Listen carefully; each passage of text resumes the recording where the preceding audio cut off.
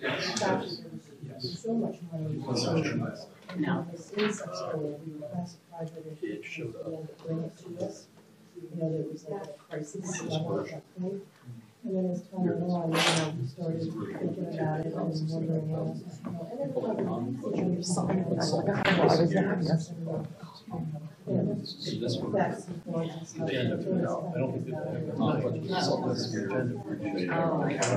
then it might be, but still, that. Yeah. Right. I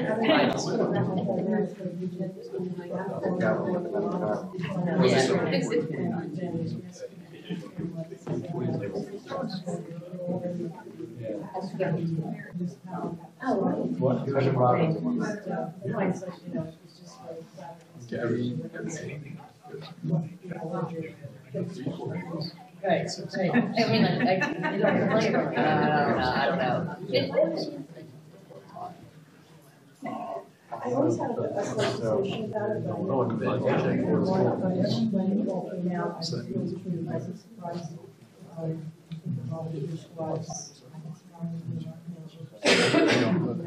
Yes, you hear a lot of those people that want to use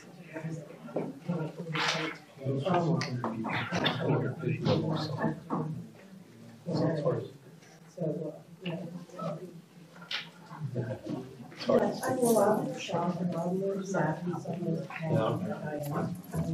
so when you want mixed emotions from people I know.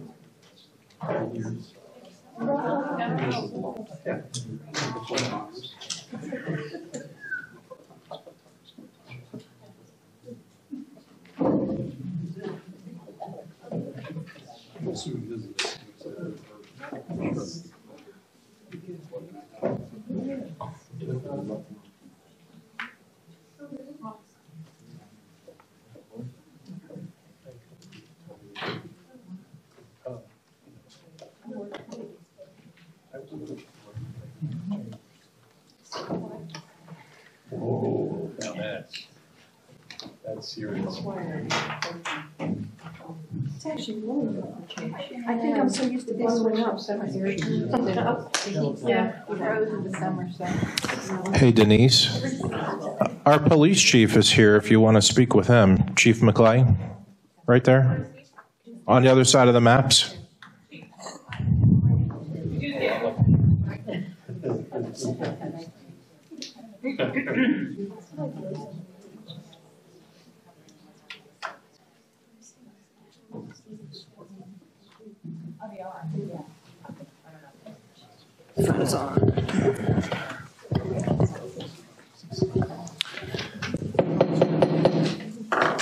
Good evening, everyone. 7 o'clock. Welcome to the Morrisville Borough Council Agenda Meeting of November 13th, 2018. Please, as we're getting ready for our Pledge of Allegiance, a moment of silence, remember our veterans. Thank you. Please stand.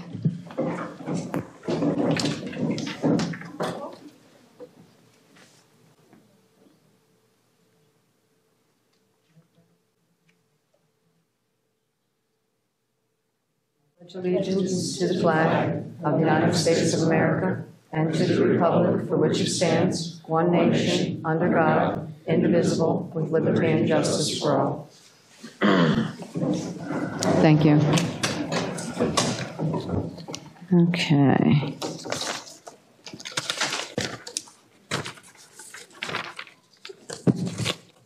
This is our agenda meeting. So just one thing I wanted to add tonight that we can put up for a motion. It's been a lot of talk about earned income tax. Half the town's for, half the town's against. It's bounced back and forth. You want it, you don't want it.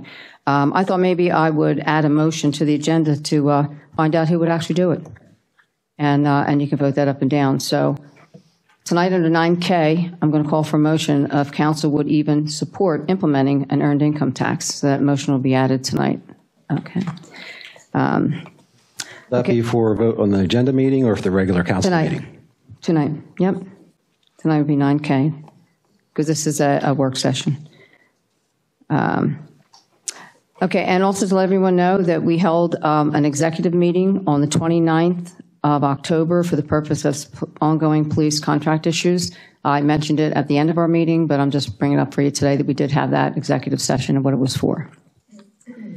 We're just going to go over a couple of things that are on our agenda before we do the public comment that will be held on Monday. We're going to be doing a special presentation for Miss Winterfest and Junior Miss Winterfest. They get crowned for the parade that's coming up. Tonight, we're also going to go over our short-term rental ordinance discussion. So this will be discussed tonight before we do public comment. So if the council, you had a chance to read the ordinance that you got in your packet, and if you'd like to ask some questions, or maybe our manager can discuss some more about it, or our attorney. You drew this up, correct? That's correct. Okay. I forgot the roll call. I'm so sorry. I forgot our roll Yeah, call. why don't we do that first, if you don't Yeah, mind. then I'm so sorry. Then our attorney will do that. Mayor Rivera? Councilman Bauer? Here. Councilman Garza? Here. Councilman Conklin? Here.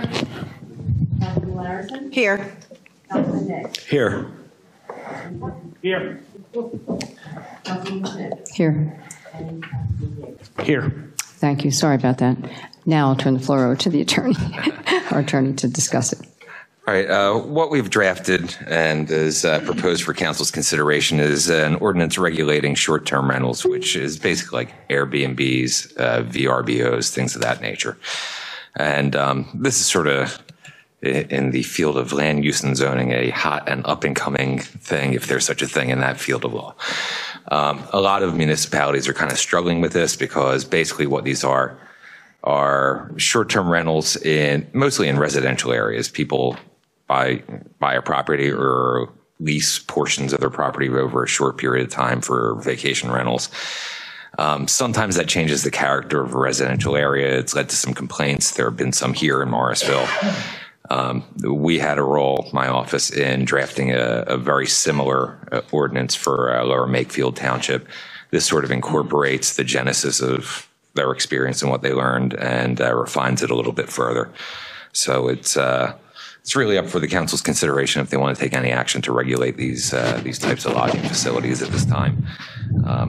Obviously, it's not a final version. If there are any comments, we'd be glad to address those. Okay. And Madam President, if I may, Steve Ware, our zoning officer, is here tonight. Steve, perhaps you could take to the podium and the microphone just to give us an idea of real-life uses for this policy. I know we've, in the past 10 months or so, actually stumbled into some actual scenarios where this ordinance would have been applicable, but maybe you can give your perspective to council on that. Okay. The most interesting thing is that this is not a part of the zoning ordinance. This is under Chapter 400, rental property, and it becomes Article 2. And the purpose for that, according to the attorneys, is that with the history of these cases moving through Pennsylvania courts and so forth, a lot of them have been lost because of poor definitions in the zoning ordinance and very vague uses and things of that nature. By putting it into the rental property ordinance, there's more control and stronger enforcement measures that can come in. And the key in this is they're also adding some new definitions that will help clarify these types of uses. And just in particular, where they've had problems in the past in various jurisdictions, is just how you define short-term lodging. How do you define a transient visitor? And those are really key things that have not been in most zoning ordinances in any way, shape, or form. And so this goes through that process, as well as an annual license fee, inspections, and so forth, and documentation of who's coming and going and so on for the short-term aspect. And this does apply basically to residential areas. It also has some performance standards with maximum occupancy. You can't change or mix your type of transient accommodations over the period of your license. An annual inspection will be required. The owner is responsible for trash and recycling removal. And then these licenses can also be suspended or revoked and non-renewed if the people do not comply with the the performance standards and the criteria. So I think this is a very good direction to go in for reining in this type of thing. Steve, I think my recollection is in the 10 months I've been here, we've stumbled into what, like maybe 5 or 6 examples? Because this, again, this is not tied into, it's not like saying, well, this is a particular use. This is a particular way of having short-term lodging, which could be in any number of scenarios, from essentially party houses to some type of a recovery house use, things of that nature. It all applies to the short-term nature of the rental.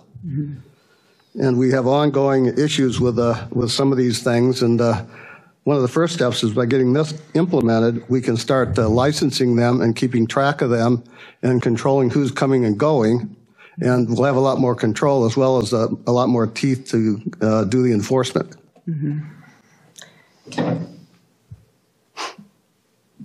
So I'll just ask, with our rental property ordinance that we have in place right now, is this just another section of that? Yeah, this chapter 400 starts be right added here. to that? It's several pages, and this will be added as Article 2, short-term lodging facilities. Okay, separate section for it. Yeah, Okay. but that way it does stay in the rental property ordinance, which I feel as a planner is very critical to keep it away from the zoning ordinance. Right, okay. All right. I guess for council, please read through this. It's not something you're going to be doing tonight, but look in and through this. If you have any questions about this, or you have some tonight, you've had this, I guess, for the last week or so, please ask now if you have any questions for it. We're always available to address any inquiries or. And also, this is really geared toward a borough, which is, I think, very well done. Yeah. As opposed to a township or some other municipality. I'll ask our attorney, Mr. Levin. When it comes to this and it's been implemented, we got a drafting of what Lower Makefield put in. Do you feel that it's been helping in some of these towns you've been implementing this in? Absolutely. Basically, the sort of template that I used was the current Lower Makefield, and the first attempt that Lower Makefield made had actually failed for the same reasons that Steve just mentioned, that it was an attempt to regulate it through zoning. And there's a lot of vagueness, and, typically, to really accommodate these in a zoning context, you would need a top to bottom rewrite of your zoning ordinance. These things don't really fit neatly because they're typically, and the way it's defined in this particular statute, which sort of goes beyond Lower Makefield's, is not built as a hotel, motel, rooming house situated in a residential district. Okay.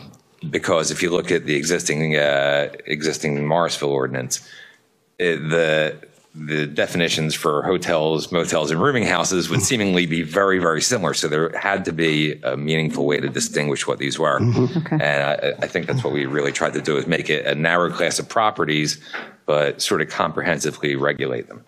And the big concern is that you have party houses, that you sort of end up changing the character of a residential neighborhood, lowering property values, create nuisance complaints, all those secondary issues.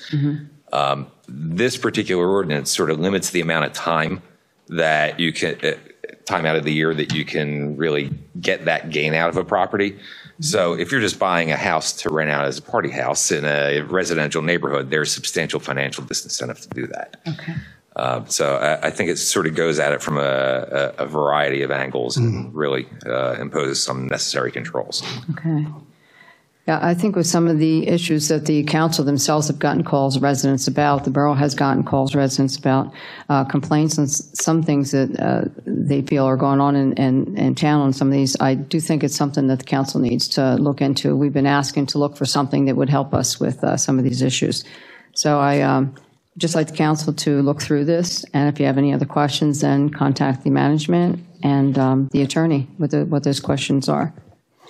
I have a question just for Scott for follow-up. Are we going to be able to implement this program and run it with our staffing?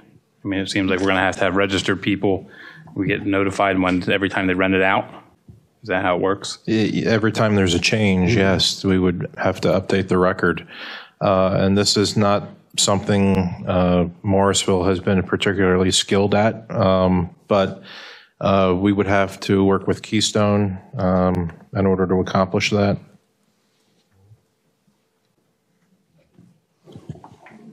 So it's going to cost us more. Of course, yes. Do we have any, can you come up with some sort of figure?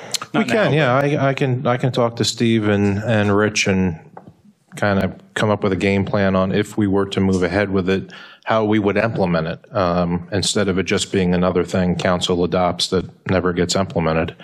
And we can try to assign a budget to that and come up with a realistic plan for implementation and what resources would need to be committed.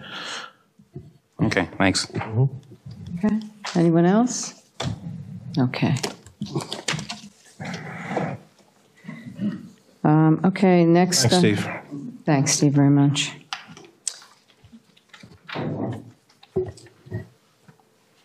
This part here, we're doing public comment. Are we doing this first? We're talking about it. We're just doing the business, right? Same thing. We may as well do that.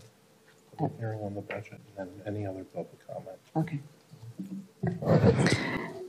Okay, the next portion of the presentations would be a public hearing on the 2019 budget. We'll do that first, and then public comment will be taken on anything other than the budget after that. So the first one's going to come in is just for the budget itself.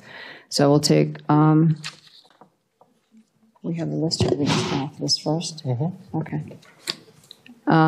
Okay, I can read the names off of here. If someone has something other than the budget they're talking about, that you can just let me know that you can come in on the second part of it, if that's okay. And the first ones will be whoever's talking about the budget. Is that all right?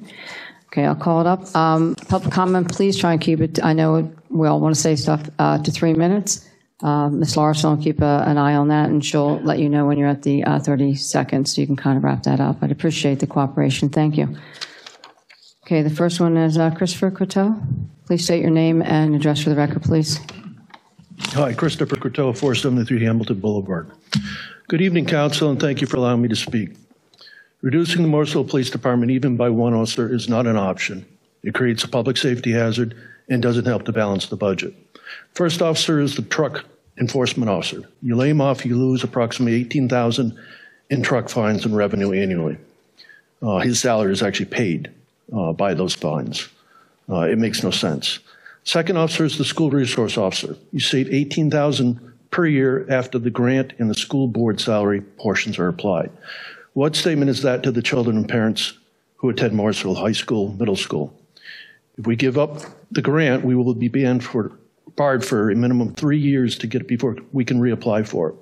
So by getting rid of the first two officers, you've saved zero. It doesn't make sense. Get rid of the third officer, now you have one-man officer shifts. The Pennsylvania State Police is the official backup. Falls, Lower Makefield, Yardley PD will not take over our policing. That's not part of how it's set up. The state police could take up to 20 to 30 minutes to back up a Morrisville police officer.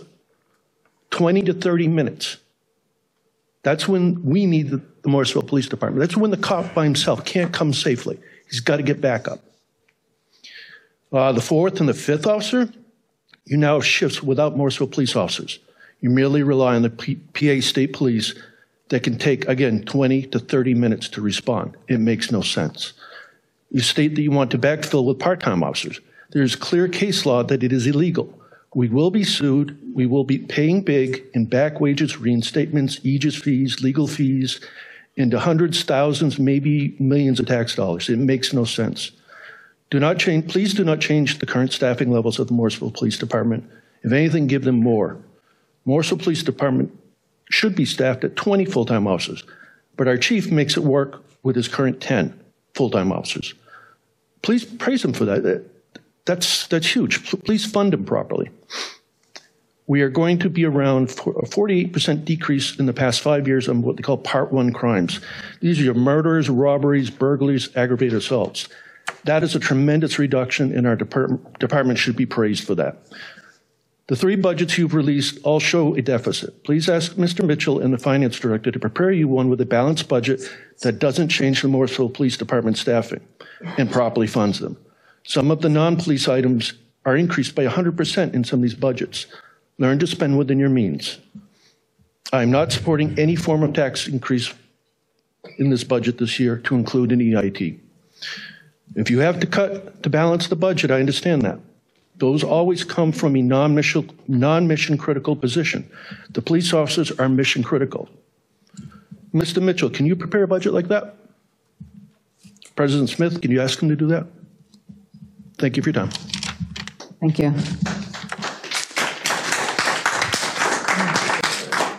John Pastor.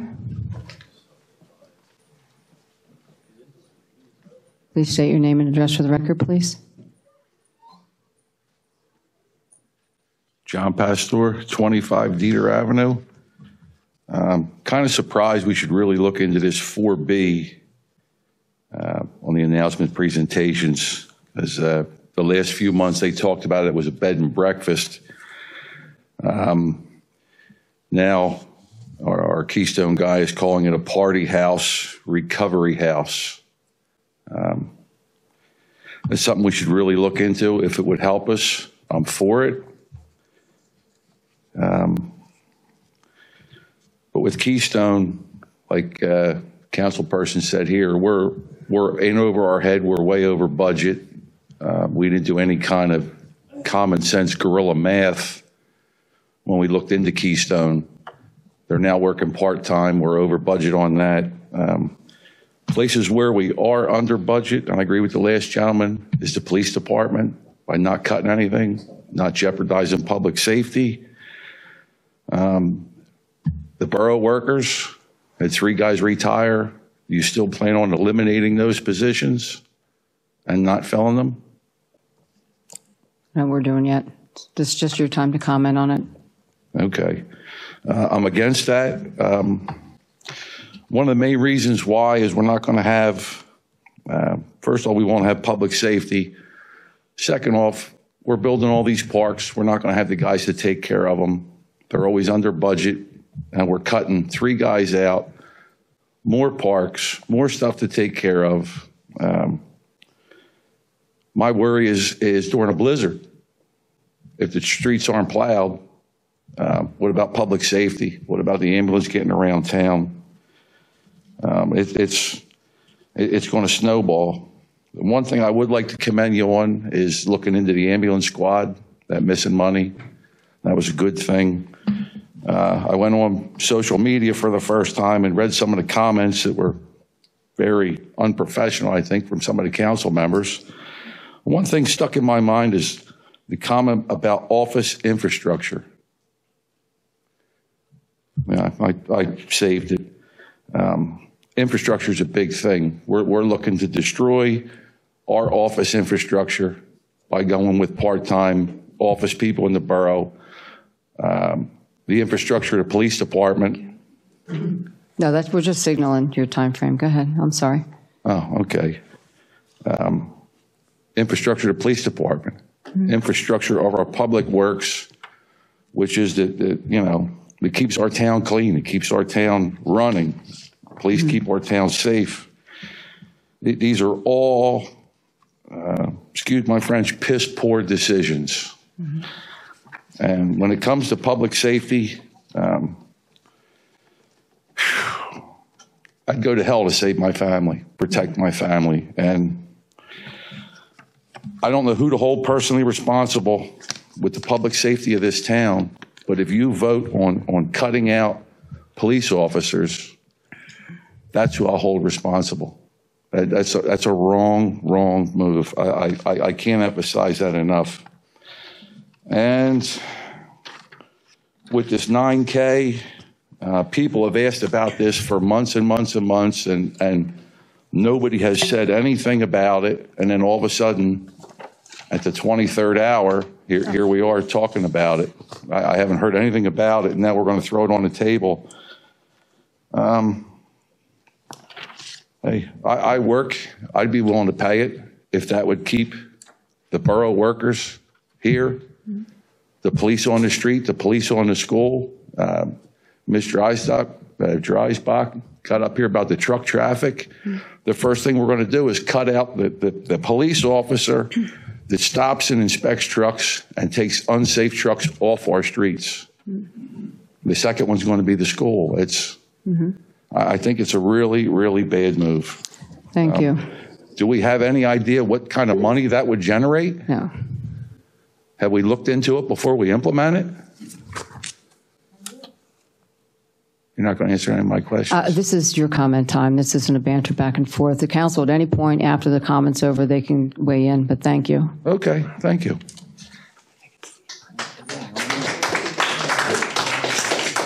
Holly Harmon. Please state your name and address for the record, please. Holly Harmon, Hillside Avenue.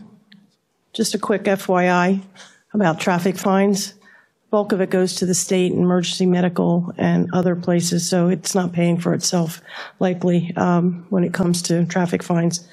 Again, I'm imploring you to hold the line on the budget. I don't think many people here can afford additional taxes. I pay an EIT where I work. It's no skin off my nose. I'm thinking of the people who live and work here and end up paying twice for property taxes and an EIT. I think everybody just needs to tighten their belt and learn to live within their means. Thank you. Thank you. Next is Robert Perry. Please state your name and address for the record, please.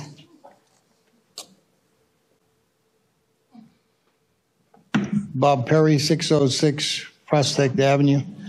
For full disclosure, my father-in-law is Victor Cicero, who I'm sure all of you know. My wife worked for the police department, and I agree with everyone else who's come up here and said about, the security of the town. Mm-hmm. As a businessman, I just moved my business into Morrisville in August of this year, and looking to expand, a bigger facility down the road. But, as businesses, we go and we have to have liability insurance, and the higher rating of crime in that area where you're renting increases my liability insurance for the year. And then additionally, if my practice gets broken into, my insurance goes up. So if you have less police to keep the borough safe, it's going to hurt the businesses. Now, I know from driving through the town, I've only been in the town 2 years, that you can see there's a lot of empty space. I just had a meeting today with another cardiologist over in Morrisville Borough who's looking to expand his practice. And we were discussing in the past about, looking for somewhere to put an outpatient facility in Morrisville. And we were just there today talking about it. I said, well, we have to think about what's good for the practice from a safety standpoint, and as well as from a standpoint of, providing to the citizens of the town. I do support a tax if we needed one to help keep the police department going, because if you look at history of other towns that have done this, if you look at South Jersey, which originally I was from South Jersey, the state police cover a lot of those small towns. And, talking to, I had 2 or 3 locations in those areas, it took a long time for the state police to respond. So I think looking at other areas of the budget to try to pull it together, and yeah, you guys have a tough job. No one wants taxes. You're under a certain amount of dollars to spend and provide safety at the same time. It's not easy. But I think, if you really look inside of all the numbers and try to come up with one that can work for everyone without, hurting the safety, because let's face it, it's not getting any safer. And when you live across from a city that's tough, it gets worse. Mm-hmm. So okay. I just wanted to express my personal concern and also from a business standpoint. Thank you very much. Thank you. Tom Wisnowski. State your name and address for the record, please. Hi, Tom Wisnowski, 815 Crown. We've had a really good run so far, The relationship that, in our experience with council, has been great. Delmore Avenue speeding traffic was our first sort of entanglement recently, several months ago. The Banyan property, you guys were awesome. The Delmore Avenue house, again, wonderfully responsive. We worked as a really good team, a really good partnership, which is the way public and private are supposed to work together. So all of a sudden, though, it feels different to me now. And I've been trying to figure out why. It feels off kilter. It feels adversarial. And I think the whole process has been a little bit backwards. I never remember a budget process like this before. The very first thing that happened was the infamous option A and option B were published. And right away, you know, everyone goes zing, because, as you all know, option B calls for cutting our police department in half. Now, you can argue whether or not that was a serious thing, whether it's realistic, but the point is that's the first thing we saw. We never saw any indication there was even a budget deficit. A little bit later, a budget comes out, okay, with numbers that are very hard to understand. And it's a pretty sloppy budget in terms of the way budgets are normally prepared. A couple weeks later, a second version comes out that's kind of wildly different, oddly enough dated the same day as the first budget that came out, which indicates sloppiness, which indicates that it's not been thorough. And then we have pie graphs like this come out. You recognize this, police expenses versus administration. Well, this is misleading, as you know, because you can make a pie graph out of anything. You can say the number of apple pies baked by the kids at the Methodist Church versus the amount of baggage handled at Philadelphia Airport today. You can make that into a pie graph, and you can go, well, that's pretty clear, except it means nothing, just as this pie graph means nothing, but it shakes everybody up. Then we had another budget a couple of days ago, which, again, was wildly different. Then there's this, and this really troubles me. This is I don't know if any of you are missing your copy of this, but I found this actually in Borough Hall. Oddly enough, on the day that I was on my way in to put in a right to know to get this document. This document was prepared by the chief, and it basically, you know, you have it. Well, all but one of you has it. And it pretty much lists what's going to happen with police cuts. And then, of course, my right to know that I put in was to decline for 30 days. It makes it feel like a cover-up. It makes it feel like there's something else going on. So I'm asking you now, please be more transparent. You said you're being transparent, but the information is misinformation. So it makes it seem like there's something else that we can't trust. I'm hoping that with this new budget, I'll wrap up really quickly. I know I saw your hand go up. I'm sorry. I know that I'm hoping that with this new budget, things are more clear. I'm definitely on record as saying I don't want any cuts in the police department. And I'm definitely on record as saying I think you can do it without a tax increase. Maybe that's not possible, but we can't trust what we've seen so far. So please give us stuff that we can trust. Mr. Finance Director, you've prepared 3 budgets so far that seem to be as though they were written in crayon on the back of a napkin after a 3-martini lunch. You're the highest paid finance director in the history of Morrisville. We expect a little bit better. Okay? Please, no cuts in the police department. Thank you very much. Appreciate your time. Phil Fitzgerald. Say your name and address for the record, please. Phil Fitzgerald, 719 Crown Street. May I present this to council? It's just a spreadsheet. Sure.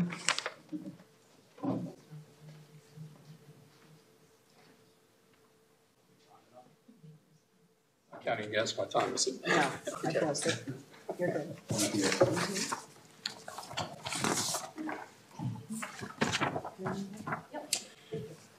So let me begin, first of all, again, to thank you. It is a hard job to do budgets. I understand it. I've been there. I've managed budgets for about 20 years. And I've also been responsible for creating budgets in my 20-year career. Let me begin by saying this. I believe that you mean well for this town, all of you that I'm seeing here with my eyeballs. And I think that that we can work together on this. What I presented to you is basically a little worksheet that we developed. And I really want to draw attention to box number 1. And box number 1 basically identifies the 3 budgets that I was able to look at. So that we had version number 1 about a month ago, version 2 about 2 weeks ago, and the 3rd version I think came out on Thursday. I have not seen that budget yet, so that might be a 4th version. So I don't know if that fourth version is the same as the third or a little bit different. And the thing that really seems dramatic in terms of where the numbers go from projected revenues to projected expenditures is a little bit over the place. The one thing that I look for is trends. And what threw me off is dramatic increase between version 1 and version 2. And then, version 1, an increase of version 1. Then it began to decrease, the revenue. Why is the revenue decreasing? Conversely, on the projected expenditures, it started going up from 2018 projected expenditures. Then it dips in version number 3. So that version number 3 identified about $488,000 as the deficit that the borough is in.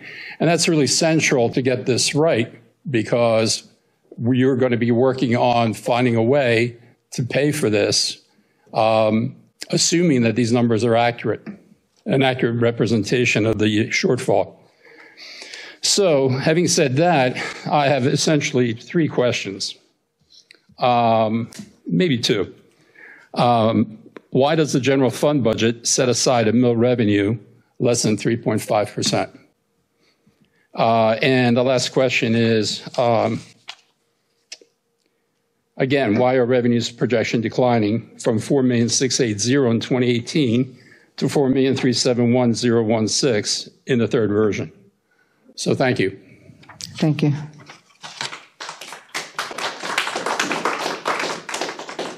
Kathy Panzita, state your name and address for the record, please.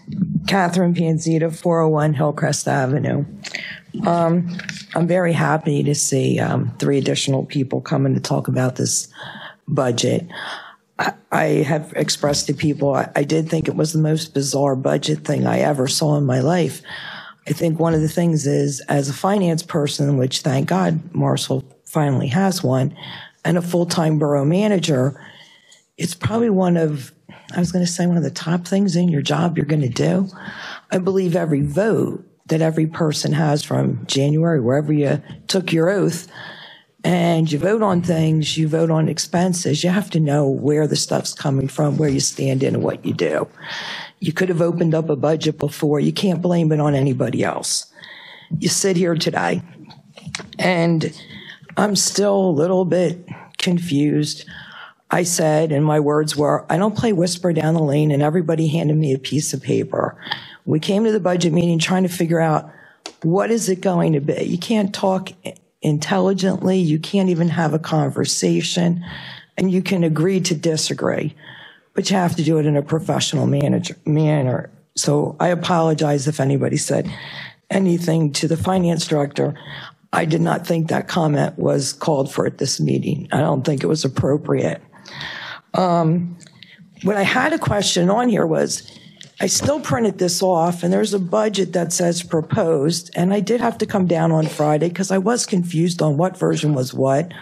Numbers changed, and my question was, when I walked in the office, was, it's posted on the website. What version is that? Did that include any or all of whatever that lady Audrey took notes at the budget meeting? What was incorporated and where you could go from? So I did try to listen to the explanation. They're still on page 31 and 32, and option A and option B.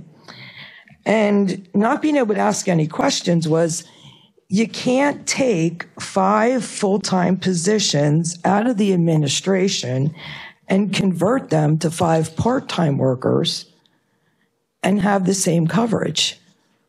You're going to try to, you couldn't do a rental ordinance. You can't implement that. The staff's too much. What I really wanted to see was, maybe tonight's presentation will be better. Do we come in with really hours worked? Was there an analysis on productive hours versus non-productive? But no matter how you cut it, 5 full-timers don't equal 5 part-timers in any coverage of hours. Thank you. Thank you. Jane Berger, please state your name and address for the record.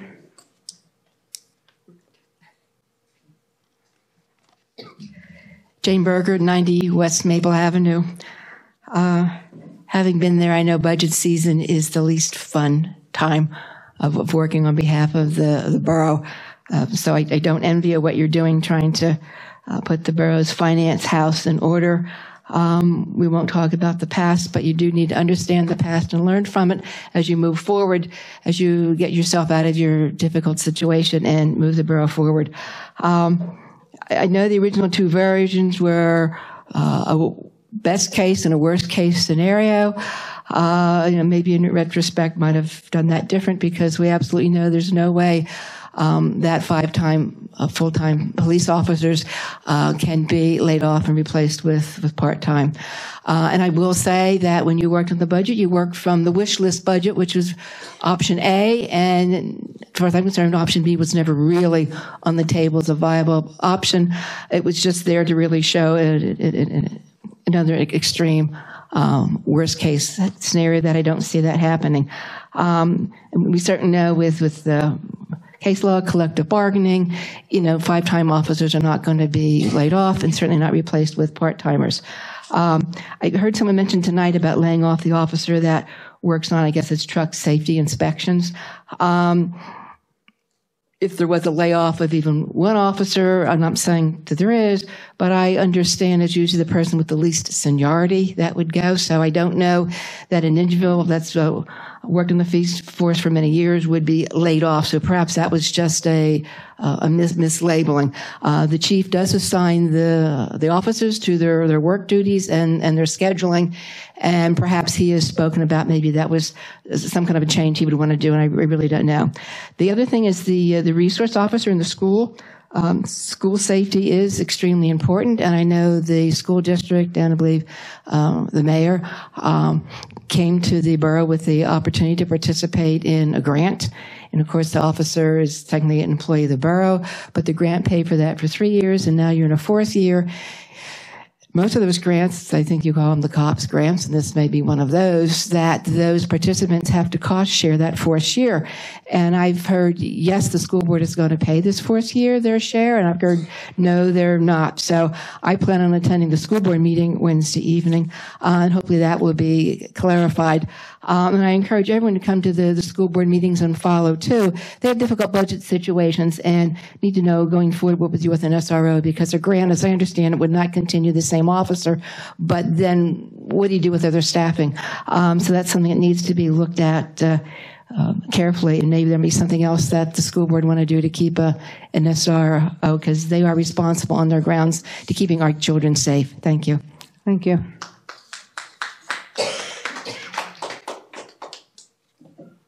There wasn't anyone else on the public comment. Was there anyone that's other than the budget that wanted to speak?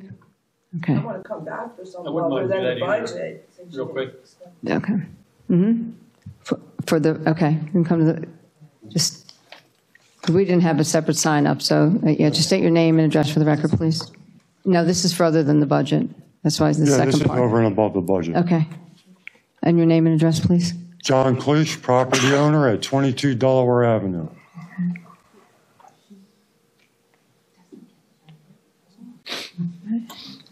All right, go ahead. Okay, over the years, this borough has been attempting to claim that property unlawfully. First, they have been charging fraudulent taxes on the property in violation of Title 53 Municipal General Rules, Section 8813, which requires that all vacant properties be rendered tax exempt by both borough and school. This borough has refused to comply to that law. And as a result of that law, them refusing, the property has fallen into disrepair because I have been unable to maintain the property because of the problems with the borough, which have also cost me 3 buyers for the property. Mm-hmm.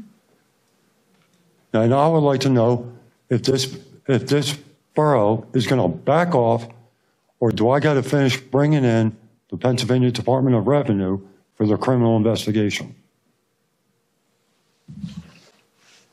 I guess bring that to the Borough Hall. I really couldn't weigh in on that, to tell you the truth. I don't have any of that information in front of me at all about that. So you'd have to bring it to the administration to handle that, whatever that is. Yeah, I've already had to file charges against this borough and the school for this problem. And the borough and the school are both hiding behind a void order signed by 2 judges that were never assigned to the case, which is a criminal act on their behalf.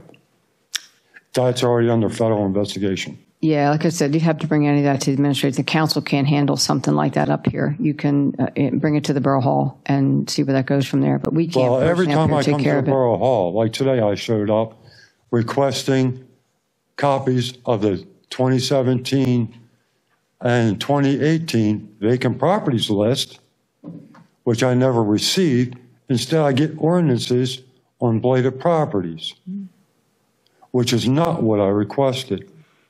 The blighted property problem was created by the borough. Correct it. Okay. Yeah, thank you. Is there anyone else other than the budget? Sure. Is this now public comment for non? Right. Yeah. Because to come back and now talk about. Yeah, that's what I said in the beginning, yeah. Because it wasn't a separate. It was a little confusing. Sorry. Catherine Panzita, 401 Hillcrest Avenue.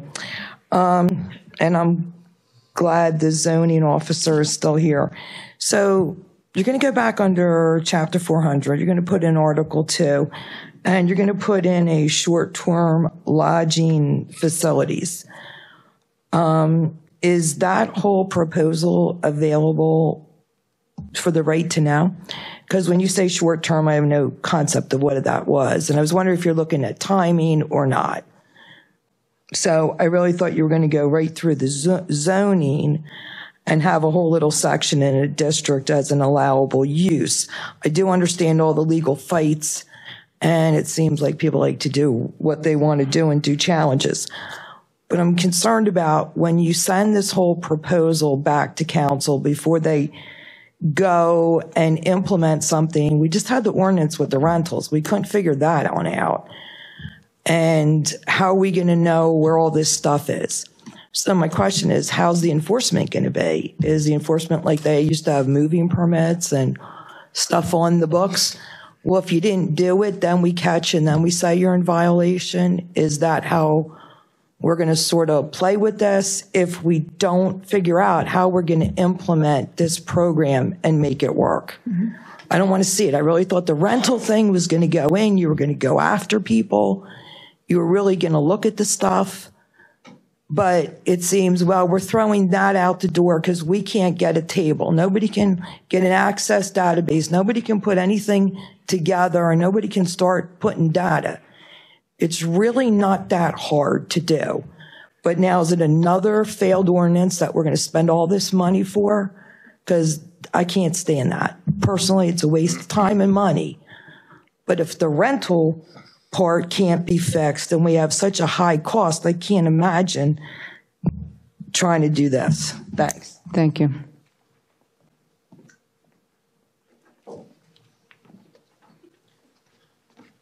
Thanks. I just real quick, you don't even have to time me. I just want to speak in favor of that. I'm going to call it the Airbnb ordinance. I'm really appreciative that you acted on this so quickly. Debbie and Justin in particular, you know that we've been kind of on you about it a little bit, and I think you've been really responsive. I agree with Kathy that it needs to be enforceable and it needs to be enforced. But I just want to thank you, and I encourage you to give it some teeth and make it stick. Thank you very much. Thank you. Anyone else other than the budget? Okay. All right, then we're going to close public comment at this time. Okay. Next thing on Monday's meeting, everyone, you got if you didn't get them all, you should have gotten the meetings. There's 1, 2, 3, there's 5 of them. Make sure you look them over. If there's anything that you're in question about, please send to the administration before you vote on Monday and ask those questions about it. You also get your treasurer's report. Please look that over. That's your running budget. If there's any questions on that at that point, please bring that up. And then you'll be also voting on the bills on Monday. There's no mayor here to do a mayor's report. You can do that on Monday. We don't have a junior council person because this is a work session tonight. Okay, we'll go to the action items. There are only a couple things we will be actually voting on tonight. Most of the stuff is for Monday night. Under action item 9A, we will be voting on this tonight, so it can be posted.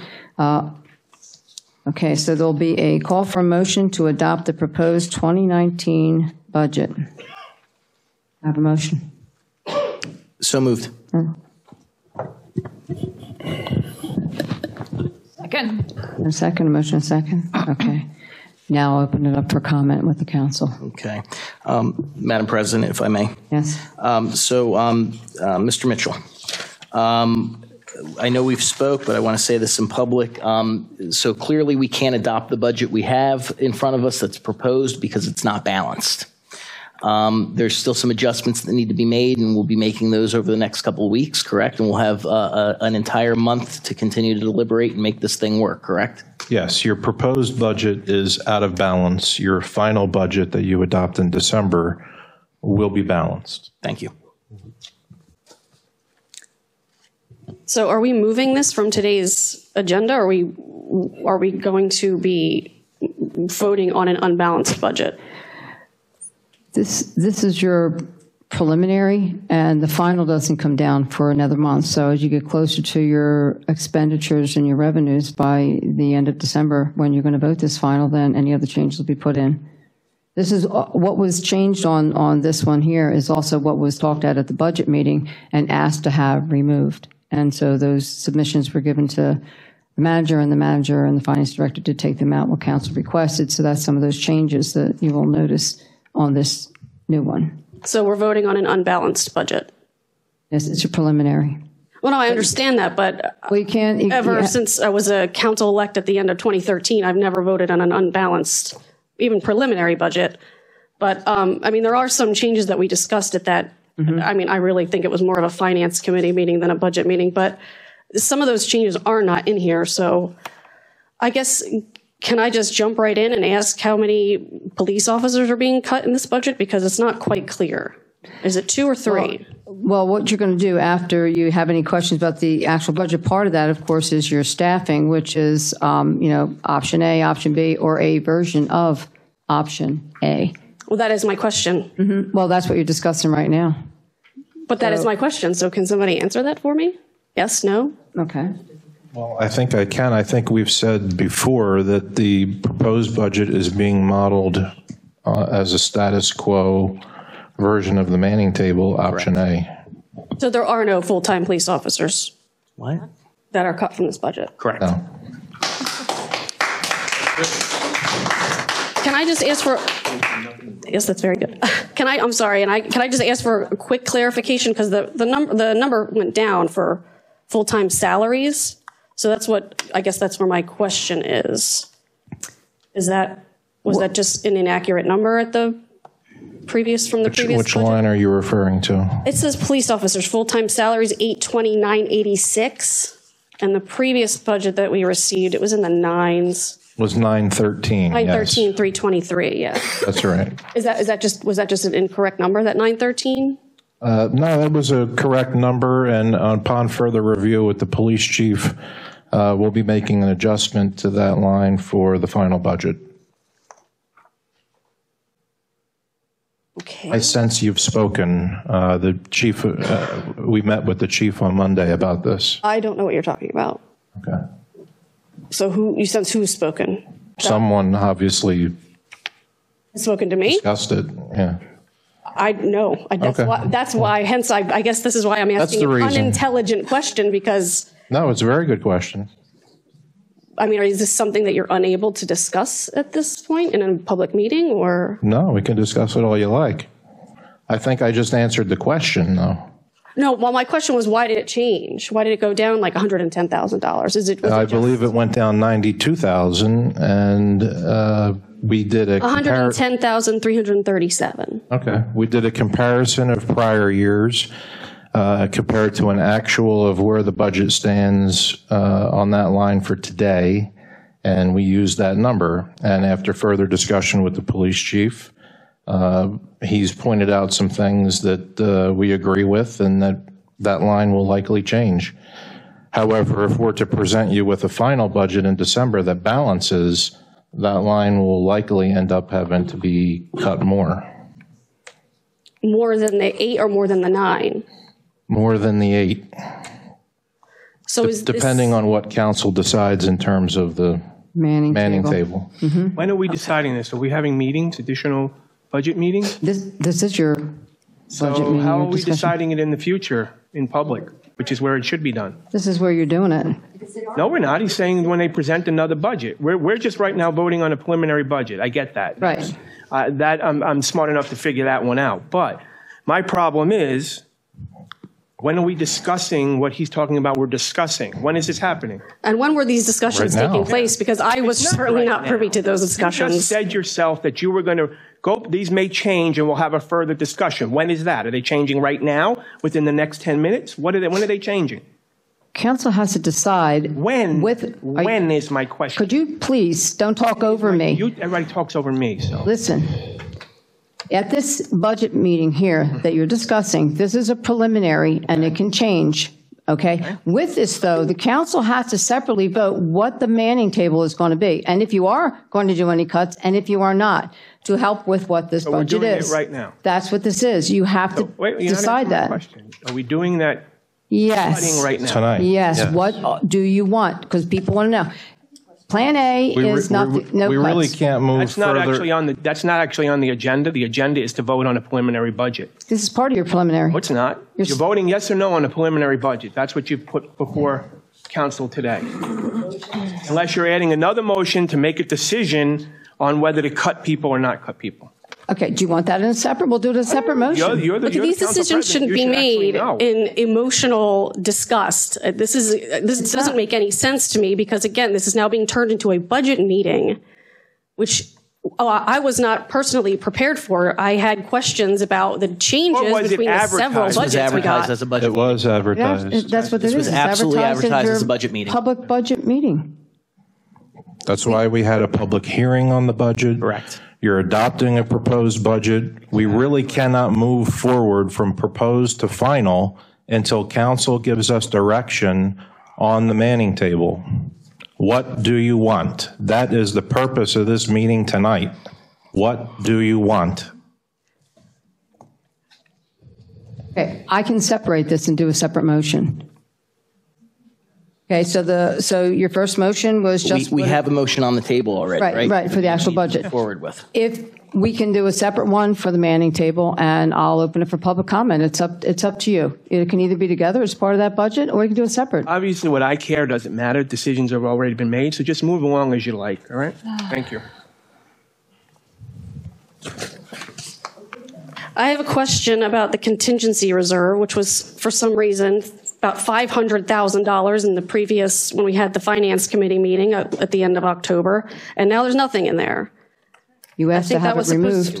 I think that was supposed to be down to 10,000. No, you had it completely removed that night. No, actually, I think she was right on that. I have the original paperwork on that. It was completely removed. We implemented the changes that were requested by council at its budget meeting. Correct. From the list that was provided to me the day following. Mm-hmm. Well, That's what version 2 is of the proposed budget. I would like to echo some of what the public said, and I really thought that it was not, I did not appreciate the fact that our borough manager nor the finance director came to that budget meeting. There was no way to have questions answered, and there was just someone in the corner taking notes. It was a very strange budget meeting, if that's what we're calling it. But, I mean, the public deserves to know if there are going to be cuts that are going to be made. So that is why so many people are here. And I have to agree, again, that this feels very sneaky to me, and this feels anything but transparent. Because, again, there are discussions that are constantly... There are discussions that are constantly referenced and things that are constantly referenced that did not take place in a public agenda meeting or a public council meeting. Exactly. Like what? Like what? Spit it out. What is it? Like what? Let's talk about 9C. I mean, we're going to, and again, all of these discussions are regarding the budget. This is the second or third time 9C has appeared on your agenda. Incorrect. It is at the one agenda meeting about 6 or 7 months ago, it was removed for Mr. Heights to take over the assistant treasurer position. There was never a discussion to completely eliminate, to have him serve as the treasurer. Well, that's why it's on for discussion tonight. This is the agenda meeting. This is your work where we're session. discussing. You just said again that it was on an agenda 2 or 3 times, and this is what I'm talking about. These things are, please let me finish. I'm the one who Please let me requested to finish. take it off. Please let me finish. I'm talking specifically about the budget, but if you ask for an outside example, I gave you one.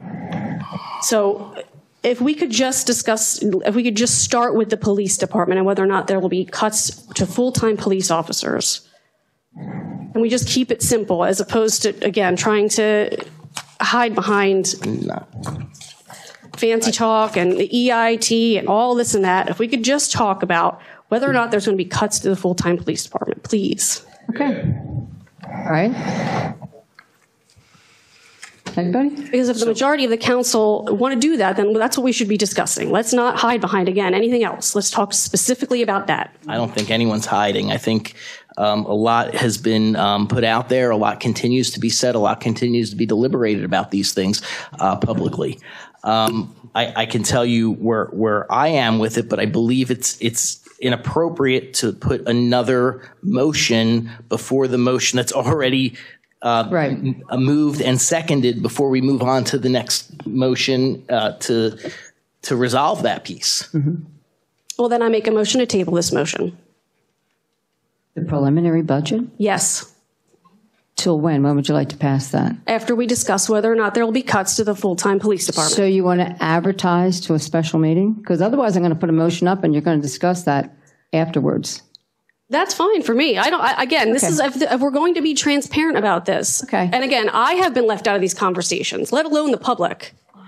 Okay. Then I'd like. And I could be alone on that. That's fine. Second it. Okay, then we'll do a round of a vote on the tabling for this this motion. I'm not sure what you're doing. Well, she tabled it, and there was a second, so we need to do a round of a vote, a voice vote on whether to table this or not. Okay, so roll call, please. Yes, was Ted. Yep, to table it. So we're doing a motion whether this should be tabled or not. Motion to table If you want this tabled, the motion tabled. If you don't, you say no, and then you continue. preliminary budget. For the preliminary budget, yeah, 9A. Do you want that tabled? Yes or no? Roll call. Can I ask a question before I vote? Nope. You can have more conversation once they table it. Afterwards, you can, not now. You can have a discussion on the table. It's not about it's about the procedure, not Okay. the thing. If we vote now and we table it, can we bring it up again at the same meeting? There you go. Just want to make sure I don't. Yes. Good idea. Yes, you can do that. If we table something, can we bring it up in 10 minutes again? Yes. Okay. What is the solicitor? Jane. Solicitor, want to weigh in on that? I'll tell you the truth, this is a little irregular, so let me. Yeah. Welcome to Mars. Yeah.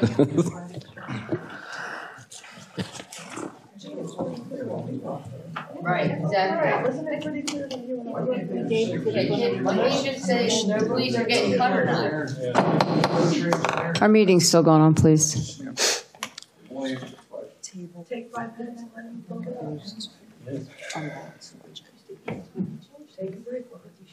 Press the guy. Another one.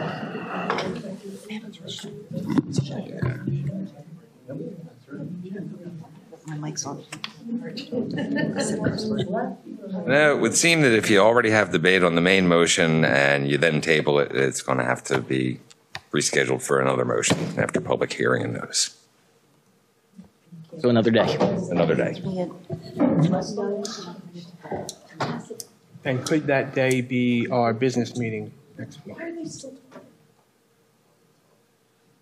It could, as long as you get public notice out, I believe that you can schedule it for whenever. So this vote could take place at our regular council meeting. That's what I have. That's correct. Okay, so you're going to do all your debates tonight. You're going to be ready to vote on this on Monday? A motion to table this motion. Okay. Please call for the vote. Take a roll call. Do we table this? No. No. Yes. We cannot ask any more questions right now, right? No. No, you're doing a roll call. No. Yes. Yes. No. No. Motion passes. Motion passes to not table it 5-3. Motion fails. Okay. Now we go back to the original motion.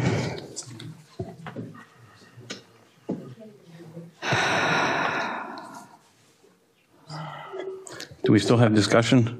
Yes. The call was a motion to adopt the proposed 2019 budget. And if you'd also like to talk about the wage sheet and manning table, that would be part of that. You can also discuss that.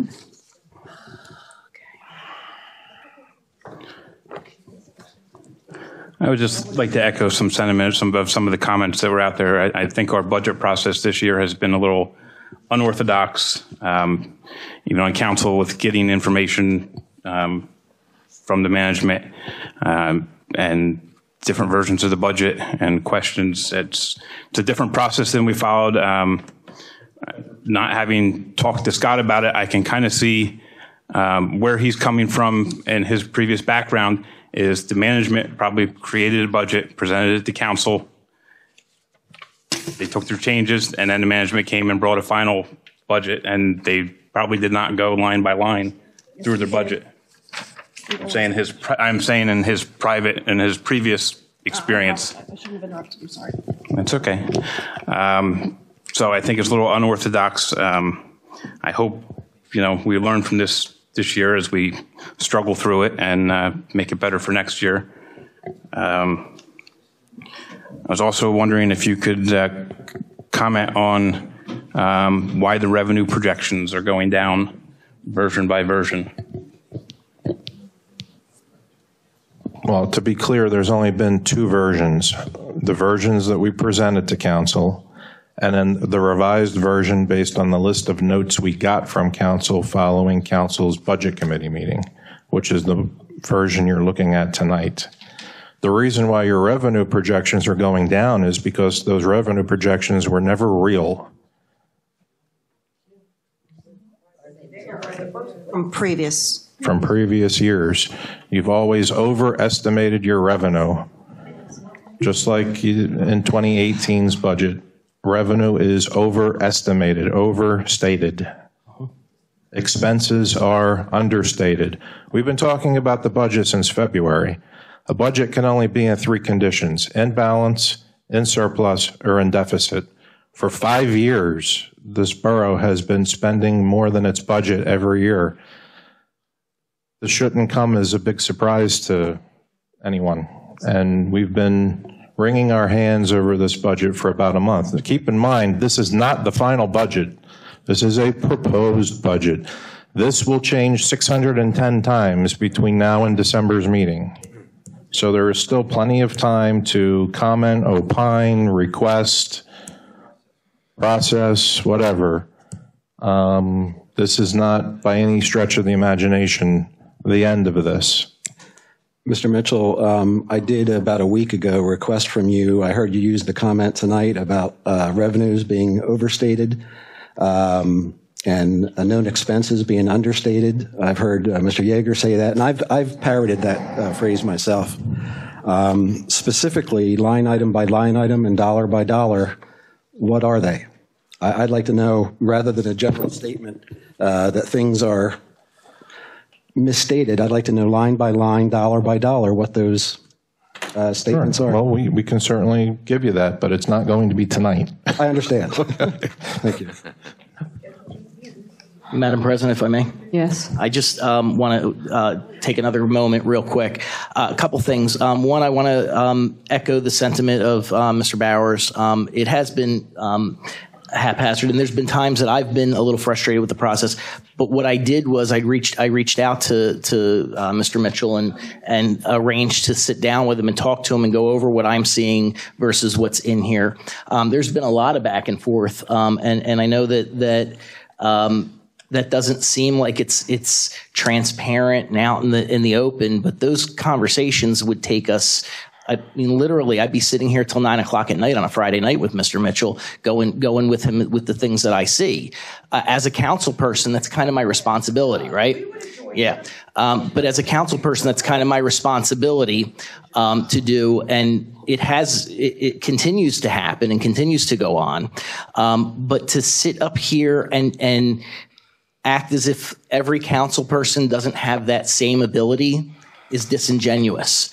Every council person has the ability to get together with Mr. Mitchell and go over their concerns and find out what's actually going on and do that line by line that some are asking for, because I've done that with them.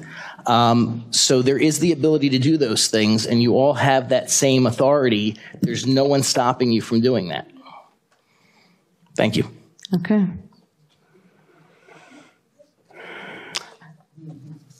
Anyone else on this budget? Do you want to do the wage data sheet separate? Yes. Okay. All right. Okay. All right, so this is just for this preliminary budget that will obviously be changed between now and December according to what staffing levels you want, other revenues and expenditures that come in and out. Any other questions on it? Okay. Do a roll call on this motion, please.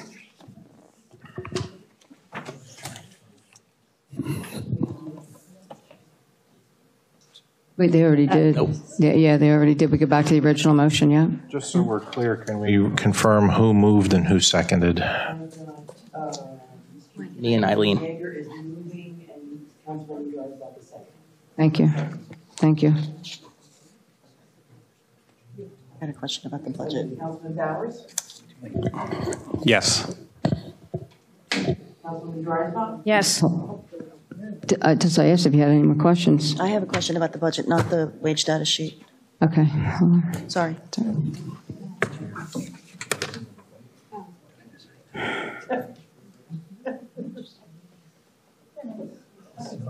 Oh, go ahead. I'm sorry. Yeah, I was waiting on you. I'm sorry. I thought you were doing questions. No, that's why I asked if there was anybody else. You didn't say anything. Okay, when we sat down there and we discussed the budget at the meeting that we had, Microphone.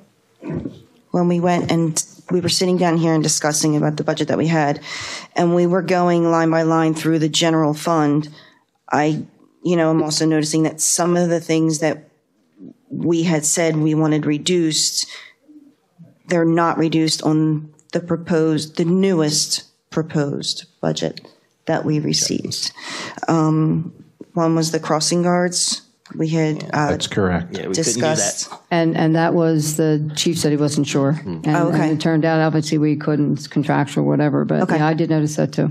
That's, I believe, the only one on the list that council submitted that was not adjusted because it's based Exactly. on actual spending. Okay. Yeah, yep. All right. Thank you. Okay. Now we'll do a roll call on this, please. Sorry, Virginia. Sorry, Virginia. Yes. Councilman Drysdale? Yes. Councilman Carnival? No. Councilwoman Larison? Yes. Councilman Nay? Yes. Councilman Parker? No. Councilwoman Smith? Yes. And Councilman Yeager? Yes. Motion passes 6-2. Keep in mind, this is a preliminary.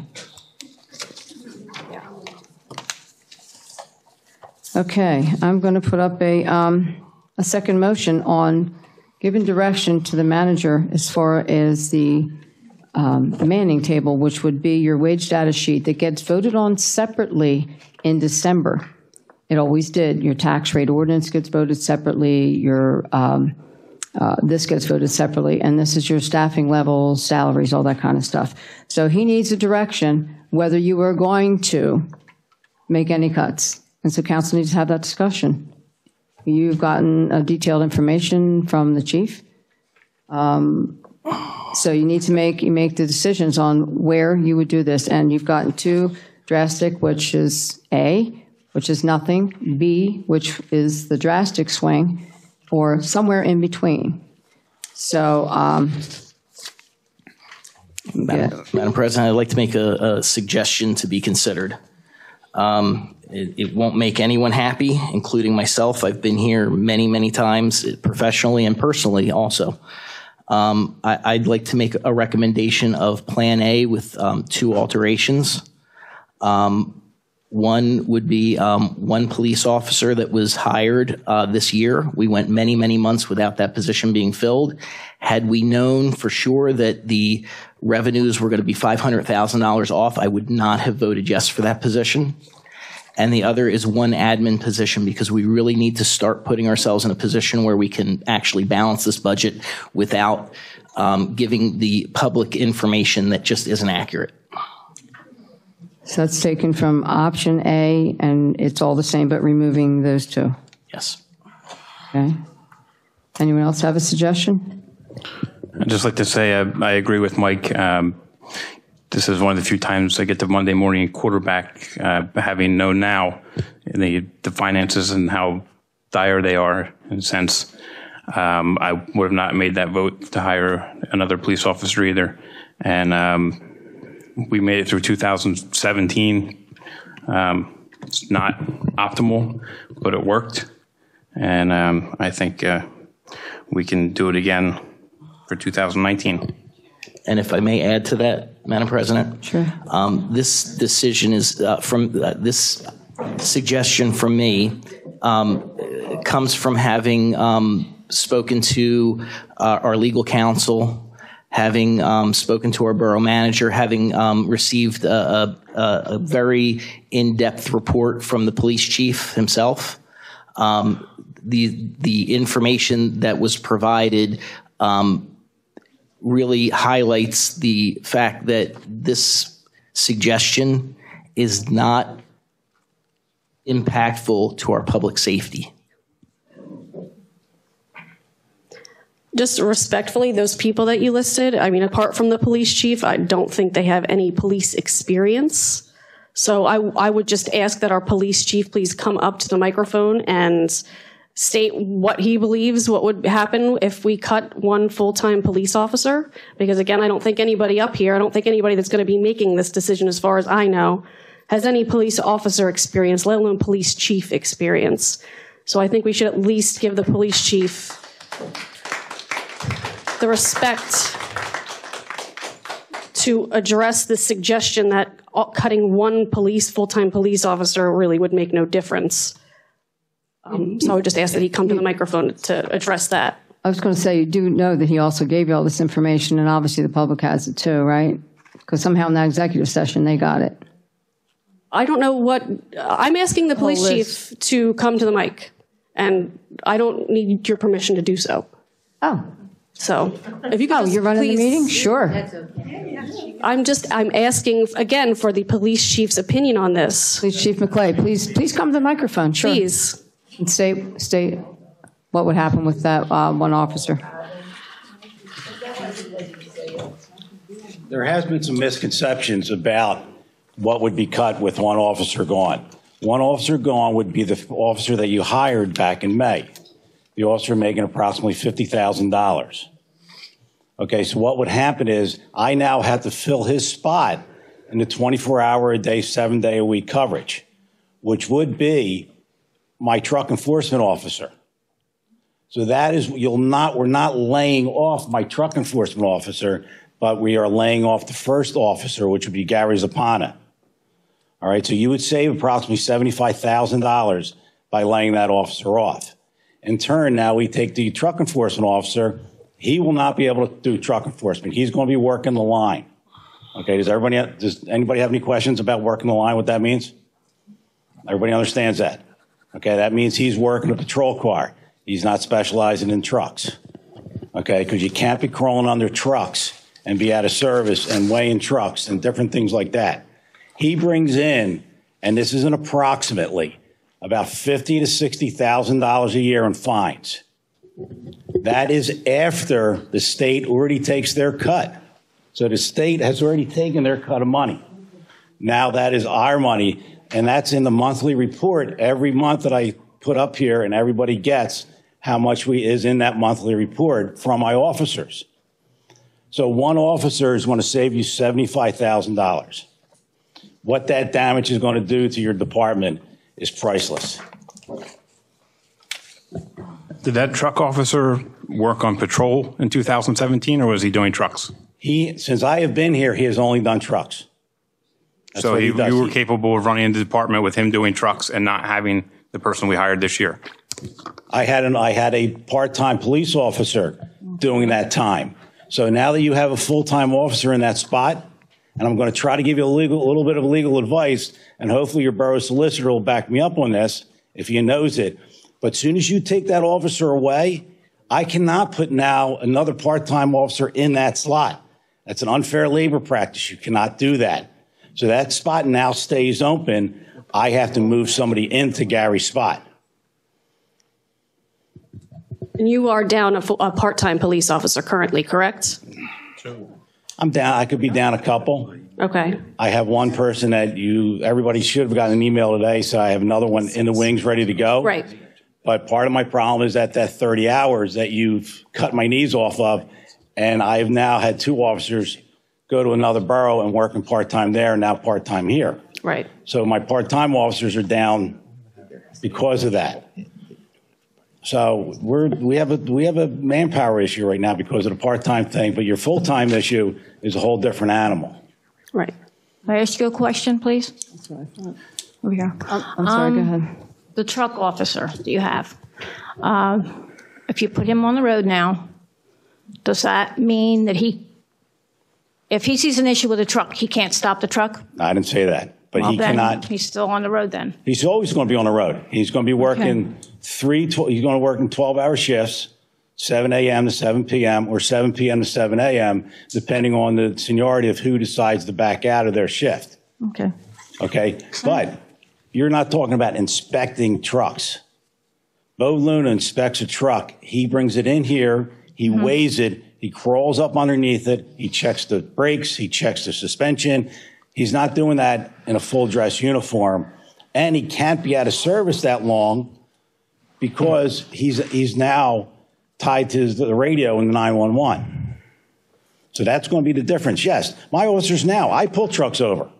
And I will give them a ticket for going through a stop sign, a red light, but you're not getting those inspections that take those unsafe vehicles off the highway. Well, there's some issues that you can actually see. You don't have to stop and inspect them. True, I know that. But do you want them inspected or do you not want them inspected? We have a scale out there that he weighs these trucks and he gives big fines for being overweight. In my opinion, if they were going the right way, they wouldn't be coming through town anyway. They'd be inspected on Tyburn Road where they should be. Wrong subject, ma'am, and that's not mine. I'm just stating a fact. You saw the big sign I put up out there, and PennDOT told me to put it down. I agree with you, but that's not my concern is at this point trying to save some, the positions that we have and the system that we have now that's working and has worked so well over the last 5 years. Questions? So if I'm hearing you correctly, if we cut that one police officer, it would save maybe $15,000 if you balance out the truck fines? Yes. Okay. And then in the next year, it would save another $20,000 because of the increase in that officer's contract amount, plus an increase in benefits. And the third year, it would save another $20,000 or so, plus an increase in benefits cost. Okay, if you want to go in that direction, I have a nice follow-up to that. So your situation now, okay, you're going to cut a little bit, and then we're still not going to get to that $500,000 mark that we need to get to. So there's going to be a lot more cuts. So this time next year, we're going to be in the same situation. We have no more new revenue coming in.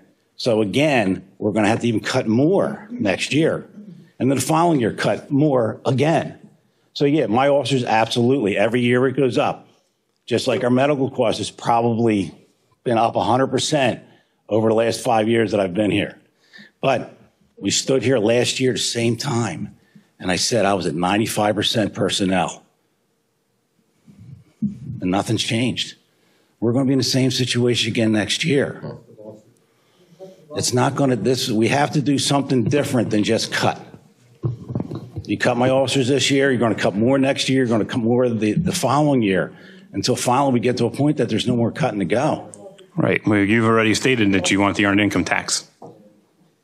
I'm not throwing that out there. Do you want me to give you a plan? I'll give you the plan. I've talked to you about it before. You need new revenue to be able to have the services that these citizens have come to expect.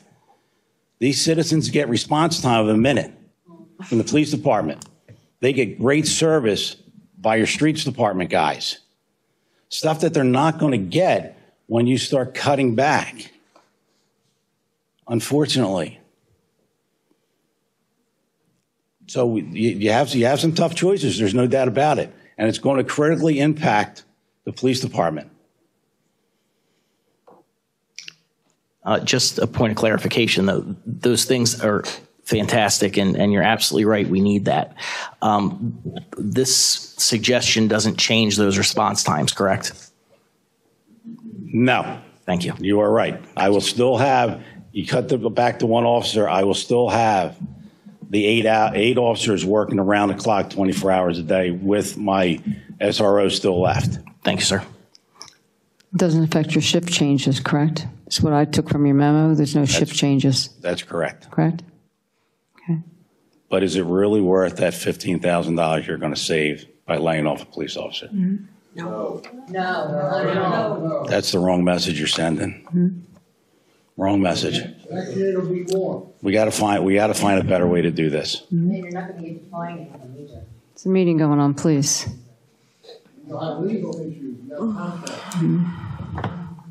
Okay. Anyone else? Any other questions? Thank you, Chief. Thank you, ma'am. Thank you very much. Thanks, Chief.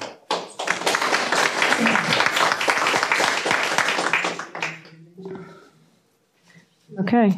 Anybody have any other suggestions? Mr. Yeager has suggested one cut from office associate and one police officer position would be Plan A. That would be the only changes revised. So, and the other one, of course, I don't see anybody jumping on Plan B, so I don't think that's going to be a thing. I have a request. Sure. If Mr. Mitchell could provide a assessment of our finance director. I would, just for the record, I was not on council when this position was initiated. Had I been on council, I would have wholeheartedly approved it. I thought it was a good idea.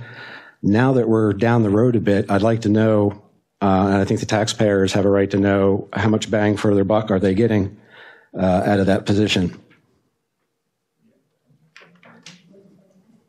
How do you want to cover your treasury in the future? Well, you know, we've had, I was quite shocked. We had a controller at one point. You know, the finance director position can be cut to part-time. You know, there are a lot of options that we could look at. We need to at least evaluate the track record here. Well, my personal opinion on it, we need somebody in watching the money. We need to have it done properly. You've got people that at some point Can that be a controller? Well, that was voted out. That position was an appointed position by the taxpayers. It was voted out, taken out by the council. So when was that done? 2 years ago. At least 2 years ago they did that. So what it comes down to is someone has to be in financially. It's our responsibility to make sure we have professionals sitting in that office to take care of the management and the financial end of it. And I had no problem because his salary was being covered by some of the other things that were cut. And Madam President, I'm not arguing that point. What I'd like to know is the productivity and the track record of this current position. You know, what kind of anomalies have been discovered? What were the results of those discoveries? You know, is this position justifying itself financially?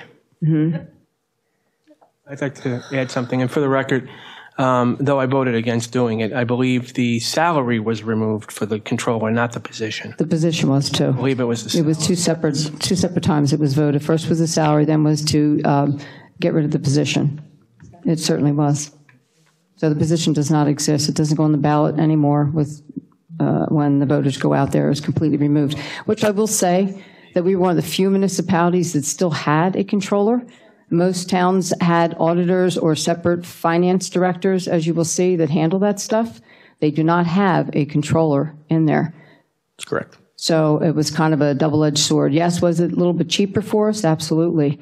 Should have probably remained in because with somebody watching the vouchers and probably some of the stuff that should have been spent or moved the way it was could have been avoided. But it was the council at the time decided to do that. Ted, you voted against it. I voted against it. I don't think it was a good move back then.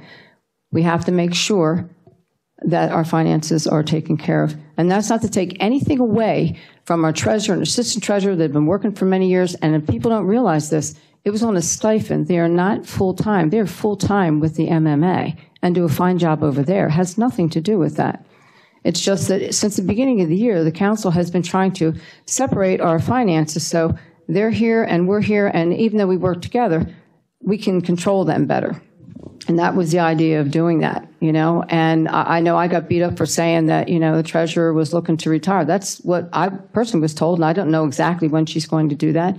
But she works full-time in the MMA, so I'm sure she's not retiring out of there until whenever. That isn't something we deal with. But it's our job to make sure that we put someone in place that's going to be working to take care of this finances, because we don't need to be getting fined from the IRS anymore. We're still deciphering and straightening out stuff from 2015. And that's not to take away from the people that were doing it. They obviously weren't trained and even know how to do those quarterly reports that we got fined for. So what we got fined for pays for a good part of his salary this year, I'm telling you right now.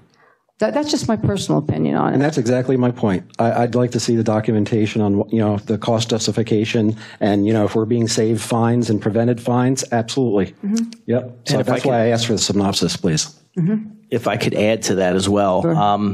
I know the borough manager and finance director gave us a spreadsheet not too long ago. It gave everyone's salaries and I'll call it what bucket it comes out of.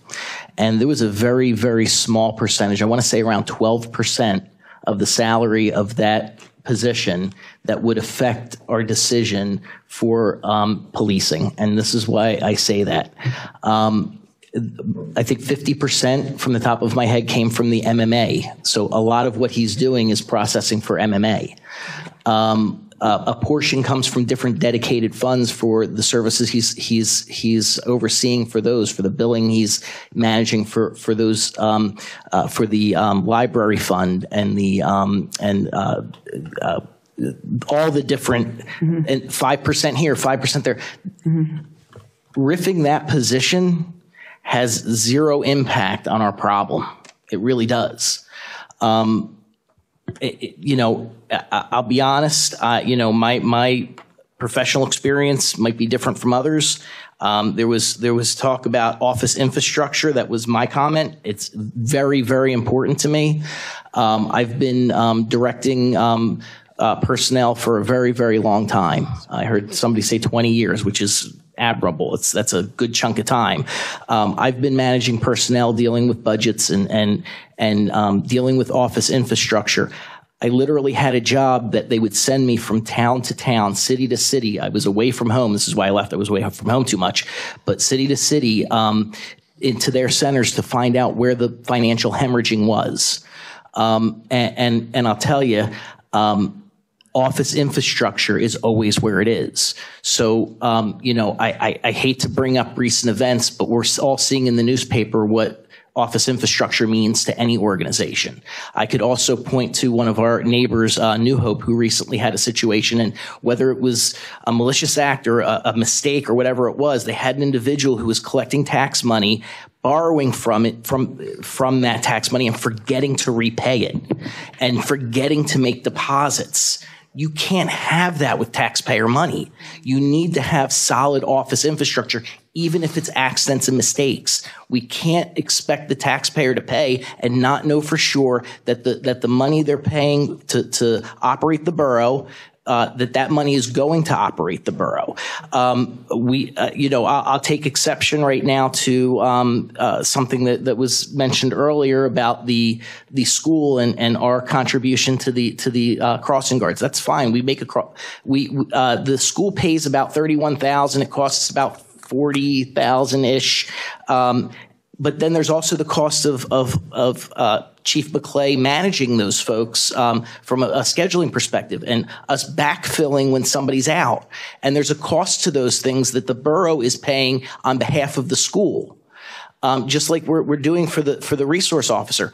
I got to be honest with you, and hate me, get me out of here in 3 years, whatever you got to do. I wouldn't have been on board with that.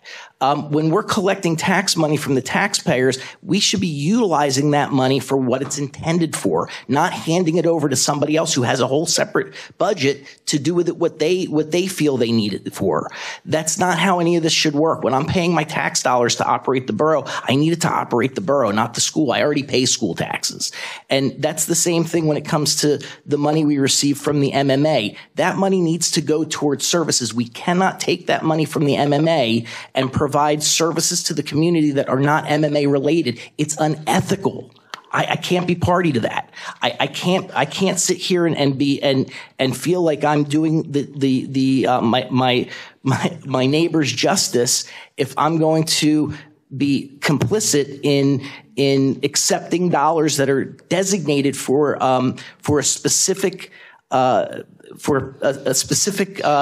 process within this borough, and we don't use it for that. It's unethical, guys, and that's just where it comes down to for me. So just to clarify, is that a no on Mr. Nay's request? I'm sorry? Excuse me? I'm just asking the borough manager if that's a no on Mr. Nay's request. I'm sorry, what? Just going back to my request and my suggestion, the synopsis of the finance director position since it's been implemented till now, just so I can know and the public can know, what the productivity is of that position. Yeah, Should we get that for every position? I don't have a problem with that. Only the ones that we need to. One at a time. Yeah, I mean, was that your suggestion, Mr. Yeager? Your question. It was a question. Yeah, one at a time. You can ask the manager your question. If I'm not mistaken, I believe that we received something similar to that already as far as the issues that the finance director did find and what his day-to-day was. Mm-hmm. If I believe it was in one of our deliveries, and we received the amount of monies that he came across that needed to be corrected. Yes. Am I correct? That was received in one of our packets. And how long ago was that? Yeah, some of that was from the audit firm. Right. Some of that was from us internally. Mm-hmm. You might also be thinking of earlier in the year, council approved the job description for that position, which is very detailed. But yeah, we can put a packet together for you. I do remember that the finance director specifically gave us a list of all the monies when we were finding out that we had more fines to pay and more discrepancies in the monies. He gave us a list of everything that was found. Right. Mm-hmm. That may have been me, but I'll share credit. It was Scott. It was you. I do remember us receiving that. Yeah. The Remember other when thing, that was, Danielle? I was just trying to go through my emails. Sorry. I will find it and I will forward it to you, so this way you have it. Okay. But I do remember that everyone up here received that. Was that prior to me being on council? No. Okay, it was post? Yeah. Okay. But I will go back and find it, and if you like, I will forward it to everyone so that they have it again. But I know I remember seeing that. I'd be interested in seeing that as well, especially updated till whenever we got it through now. I will just share that with all of you to save myself some phone calls and emails. Right. But now that we've gone around the world and back again, maybe we could come back to the budget. Yes. Yes, I have a question about the administrative position. Is there a specific position that you are looking to cut within the office? I believe he said it was an office associate. They're all union. It would have to be first in, first out. Yeah, exactly. You have to go exactly that's governed whatever, by the collective whatever the bargaining union agreement. contract is. And is that something that the borough manager feels that he can handle? I know that we do have a lot of people that still come into the borough. We have a lot of older residents and people that just don't use the internet. We do have a constant stream of residents that come in the borough every day. So I would just, is that something that the borough can handle? Certainly, none of us is thrilled with the prospect, but we're going to share the pain equally and do our best.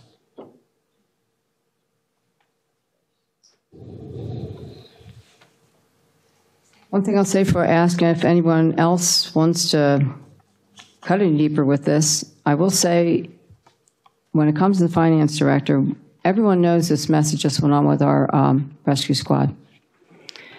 I have to say the professionalism that happened when that hit, and we all had to be quiet about that, I give credit to Police Chief McClay that was part of that, Micah that was part of that, and our manager that was part of that.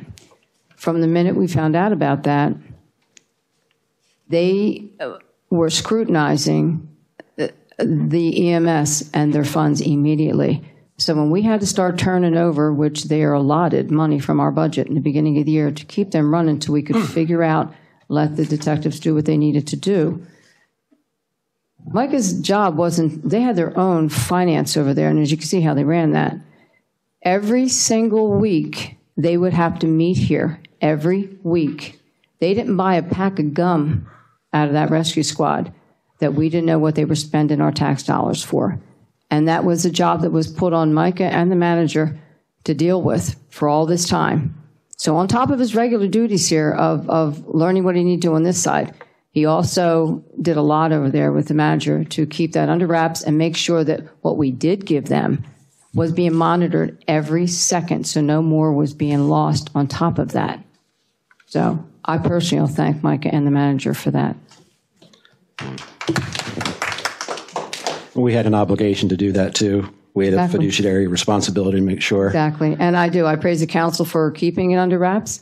They knew how crucial this was, and you cannot, it was the job of the DA and the detectives to make that decision on that. It wasn't ours to say anything about it and let them do what they needed to do and make sure that they handled it.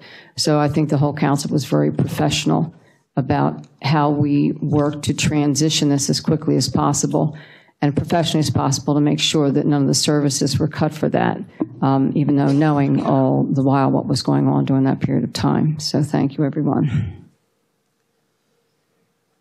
All right, back to this manning table that we have to make a decision on because we do have to vote this data wage sheet. It affects your money's in your budget between now and December on your final. This is going to make those changes in the numbers. So there's two positions that have been put up to make a change on option A. So is there anyone else that has any other decisions or any other ideas on they want to cut, they don't want to cut? Or at this point, I'm going to put a motion up and people can decide. And if you don't want to cut anything, then pick A. I want to go on the record that I don't want to cut anything, period. We're going to vote that. You asked for a motion. Okay? I'd like to make a comment. Since it seems we're going across all departments equally, one of the big things that we'd mentioned during the budget meeting is the library needs a $100,000 so a roof. Yes. And 175. Or 75, yeah. Well, that just shot my idea down, but I was going to throw out the option of possibly changing hours, reducing hours to save costs in labor, but putting that into a pot for roof repairs. But I don't know that it would take us 10 years probably to save anything worth it to get close to 175,000. And actually, that was one of the things that was brought up at the budget meeting that we did take out, that was requested by the council to take out, was $100,000 out of that repairs for the library, and that was to go to that. But the council asked to have that reduced. So now we got to figure out where we're going to get that roof repaired. Apply for a grant maybe and hope you get some in that could help with some of that. That's done that before, but it needs to be repaired. So once again, there's not just one problem that's happening here. There's also infrastructure and everything else that needs to be addressed. So the library is one of them. So we're voting tonight to cut two positions. That was an option that was put up by one of the council. I'm asking anyone, do you want A, do you want B, you want some other version? And what would your version be? If you don't want to cut anything, then I guess you would go with A. All I'm asking is it's our decision and our direction we have to give the manager. He can't move forward if we don't make a decision on changing. It's a yes or no question. So you're going to put a motion up to vote on what? A, revised A and B? An A, revised A, or B. Okay, well, that's the only my thing. question. Nobody's given anything else, but. I think it was a question on the motion. Yes, that's my question. What if we're having an actual motion? So I'm just asking first, is there anyone else that wants to make any other changes or suggestions on that than Mr. Yeager, what he tossed out? Oh, sure.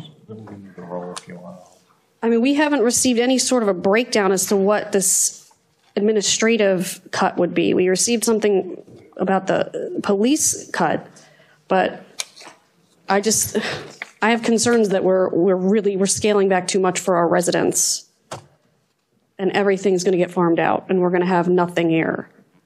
This is not the answer. What's your answer? Honestly, I'm not really sure why we need a full-time borough manager and a full-time finance director, and I don't think that the code enforcement should be outsourced. Because again, so I don't know if that's the discussion that I can even bring up right now, but that code enforcement company, again, that went up, the expenses went up to $156,000.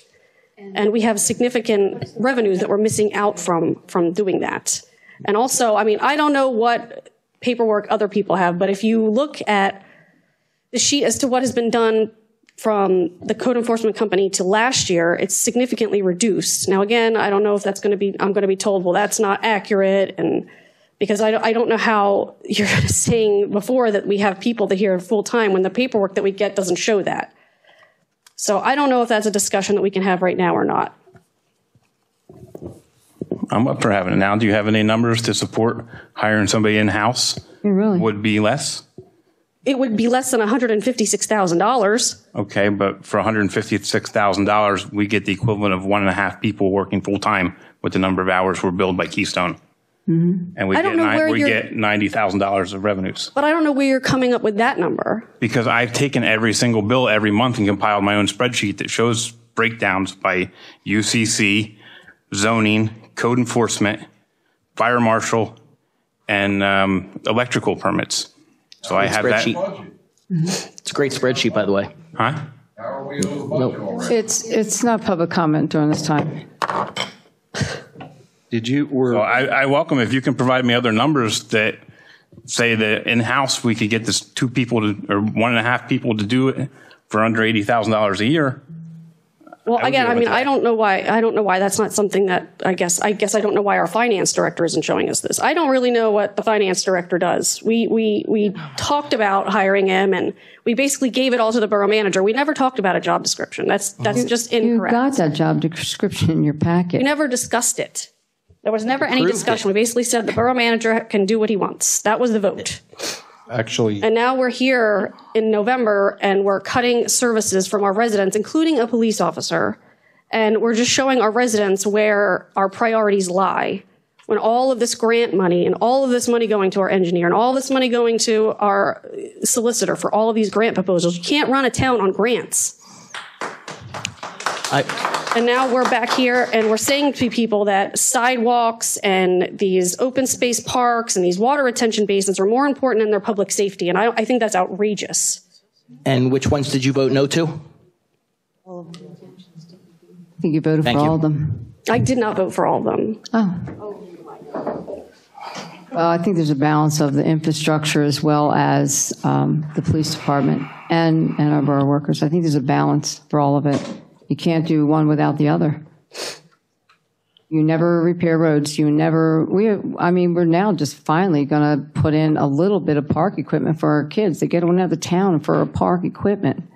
So what do you never do any of that? Who's going to install it? It's not public comment. It's our comment time. Thank you. Councilman Bowers, your spreadsheet were you able to come up with any sort of hourly or daily productivity per person for that? You mean productivity? What I would want to do is compare, the value that we're getting from Keystone in terms of, say, number of inspections either per hour or per day, and try to compare that to having an internal person and come up with some sort of productivity, I guess, is what I'm asking. I don't have that in the spreadsheet I did. It's strictly just number of hours. It's not broken down by individual inspections. It's just they billed 3 hours for UCC. Could I impose on you? Does that include any sort of administrative work that they did? Because as was brought up, I mean, we can't do the rental ordinance that the previous council passed, and now we're having this other rental ordinance that is going to cost a lot of money for administrative time that we're not going to be able to recoup. So things like that. It includes every penny that they've billed us. So would it be possible then to do that analysis, that comparison, hypothetical in-house versus Keystone, productivity? So I can send you my spreadsheet, and if you want to go through all the bills, you're welcome to. Okay. And Mr. Nay, I've actually looked at it pretty close too. The difference being he's looking at the actual time that's being worked. When you have an employee, if there's downtime, there's downtime. Vacation, personal days. Well, even if there's no inspections to do that day, you're still paying for that person as opposed to Keystone. If there's no inspections to do that day, we're not paying Keystone that day. Right. So that's where the give and take is financially. Where in the past we had an individual that was doing it, and we were paying about $100,000 after benefits. And we were getting none of the money back from the permitting. So it was just all straight costs. We're getting the money back from the permitting. We're getting about 60% of the total cost of the program, which is actually a pretty good return. Now, if we had our own employee, we would be getting money back from permitting from him as well, correct? If that person has the ability to do permitting. Okay. But then it's going to be, then the challenge is how do you do that cost effectively? Okay, so it's a question of certification and qualification. And many certifications, because even electrical certifications, there's a laundry list of them that this company provides to us, and does fire marshal as well. I want to say that's a very minimal amount of time. I want to say there's maybe 5 hours all year. Two? Okay, 2 to 5 hours, yeah. It's a little more than that, but I think it's between 2 and 5% of their bills. It's a very small amount, but yet we were paying for a part-time employee under that position. So there's some efficiencies we gained, and I truly believe that they are providing a stellar service. And as noted earlier in this meeting, things like the Banyan property, talk about priceless. These guys were huge in making that work, along with the borough manager and our solicitor. Okay, thank you. Okay. Almost lost my spot here. All right, is there anything else anyone wants to say about this meeting? Table, and otherwise I'm going to put up a motion and open up public comment. Okay. Okay, this motion will be 9A-1. Motion will be to decide the manning table to give direction to the borough manager. You will decide Plan A or revise Plan A, which cuts 1 office associate and 1 police office position, or Plan B. Can I have a motion? So moved. Second. We have a motion, a second. I will open this for public comment before we start.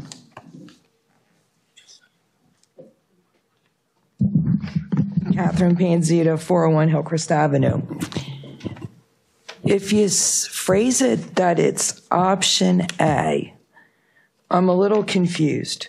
Because when I look at here, unless your option A is not page 31 of the 32 that was published on the website and is here tonight. Is there not a not a meter mechanic, whatever this is, a meter mechanic, a laborer?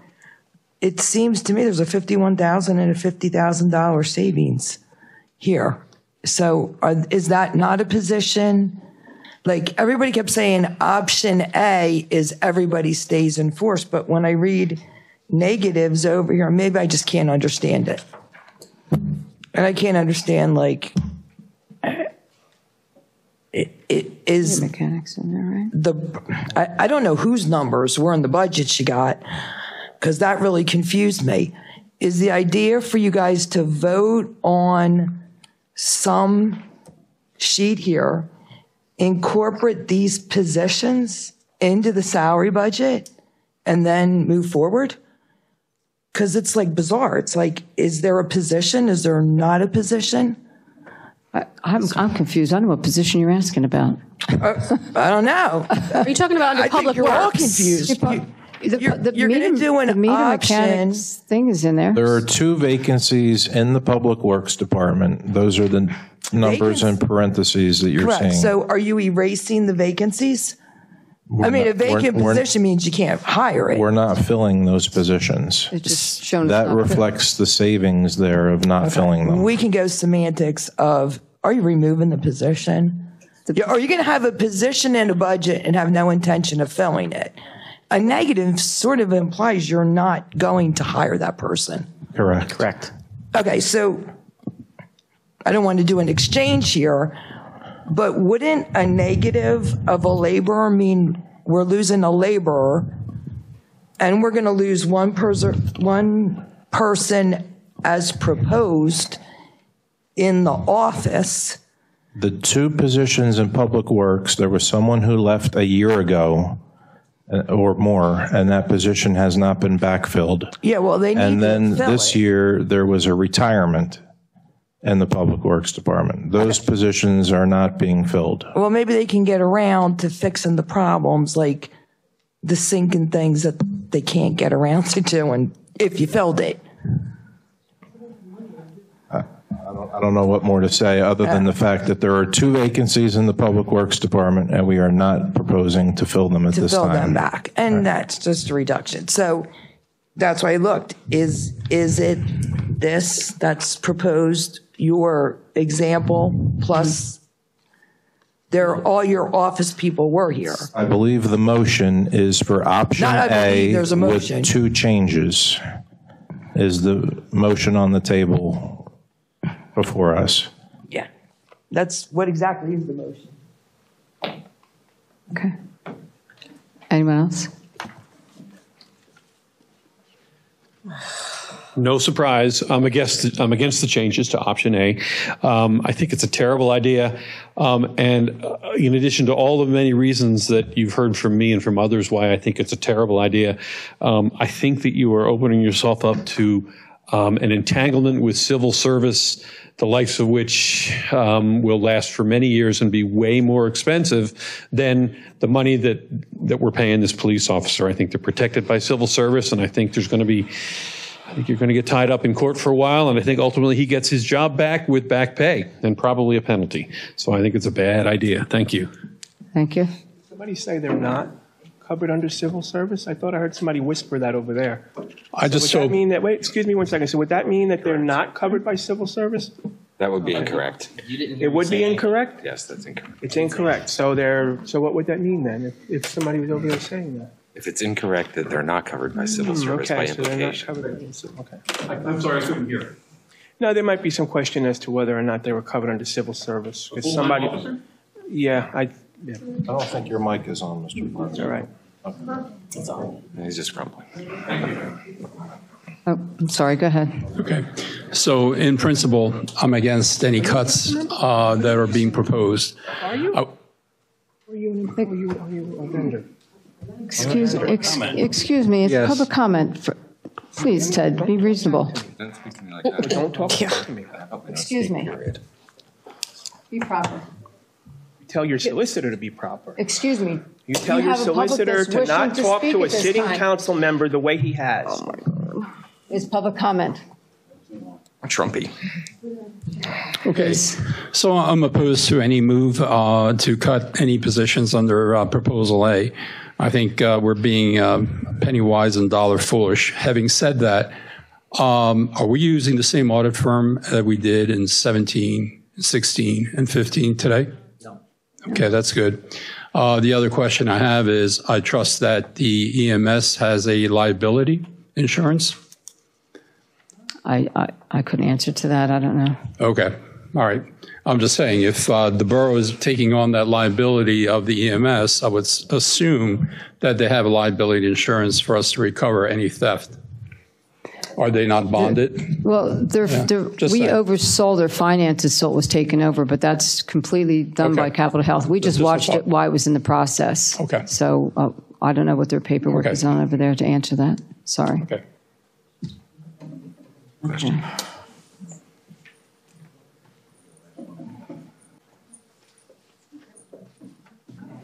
John Pastor, 25 Dieter Avenue. Once again, I'm against any cuts. Mr. Bowers talked about, and the chief explained that the first position that would be cut would be truck enforcement. Now we're worried about $20,000 a year. Mr. Eisbach is well against the trucks, along with a lot of us. If we eliminate that position and we save a couple $1,000, we're going to have unsafe trucks coming through our town. After the second year, we're going to have those same unsafe trucks a year older with nobody, God knows how many miles they put on them. Year after year, those trucks are going to get worse and worse, and it's public safety. I don't think we should cut these public works guys, again, for public safety, for snow plowing, for leaf removal, for grass cutting, just for the beautification of our town. We're not going to have much of a town if we can't take care of it and we can't protect it. We got to be able to find something else to cut. Okay, thank you. Thank you.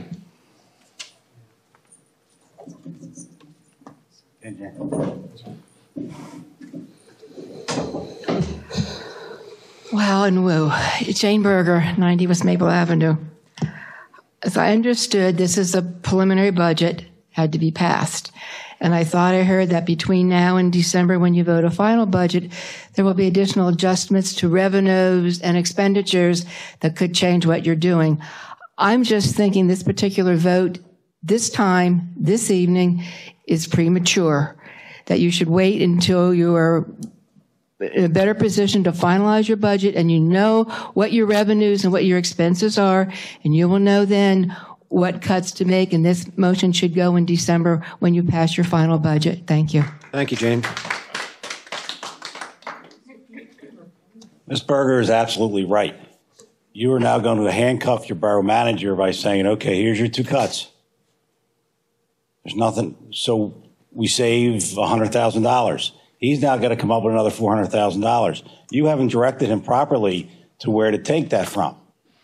So like Ms. Berger said, this is premature at this point.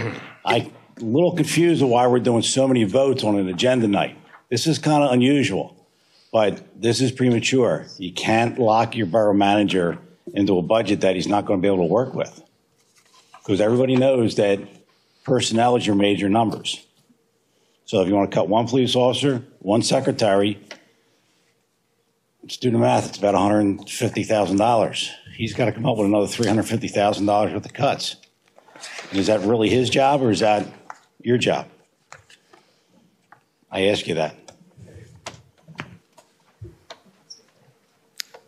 I'd like to weigh in on why you need this done tonight to put Well, this out actually, to if advertise it? I could refresh your memory, this vote was supposed to happen last month, and council postponed it to tonight, specifically tonight, and it was advertised as such at council's request. This is a proposed budget. I know everybody's taking it seriously, and that's good. We should, but we cannot further develop the budget fully without direction from you on personnel decisions. That's why I'm being nudged and pressing council for an answer so that we can figure out where we're going from here to get to a balanced budget for the December meeting. I'm not going back and forth. But we just have to ask one question. No, we don't, actually. I have the floor from the council president. How will you be directed if you don't have that direction? They're going to make a decision tonight on personnel matters. Okay, but that's only one-on-one. Right. You think that's enough direction, sir? Well, no, but do you think we're going to get more than that? So I've been trying to get this for 6 weeks. No, it's not that. It's not funny. It's serious. Okay. I'd like to make a motion to table this. I would need a second, I guess. Second. Okay. I do agree. I think it's premature. To round the vote on the table for this motion. Roll call, please.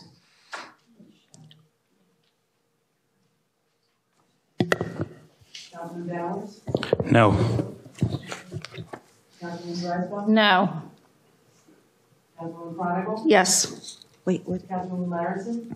This is a motion to table. To not table it. No, Sorry. to table. I'm sorry, to table it. I'm sorry. Table this for another time. Right.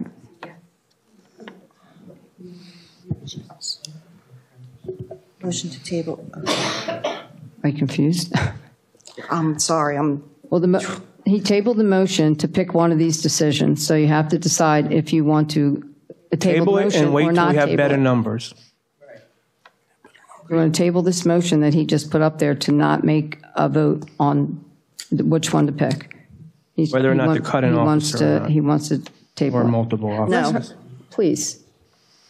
I'm trying to explain it to her as you're explaining at the same time. Do you want to table this motion is what it is? Yes? I said, I'm sorry. Yes. no. I'm sorry, it was no? Oh, Lord. No to tabling. Councilman May? Yes. Councilman Parker? Yes. Councilwoman Smith? No. Councilman Yeager? No. The motion passes not to table. Is that 3-5? Yeah. Okay. The original motion's back on the floor. Madam Motion, President? you want me to read it again? Oh, go ahead. I think it's already seconded, Okay. correct? Yeah, if anyone want me to read it again, but yeah, it's already been seconded and motion to pick either Plan A, revised Plan A, that's one office associate and one police officer position, or Plan B. Okay. And just, no. It's just Plan A augmented. Oh, I'm sorry, Plan A augmented. Yeah. Plan A with two Two changes. Two changes, So yeah. I'm sorry. Is Plan A, revised Plan A and Plan B, correct? The motion was, yes. That is what the motion was. Mm-hmm.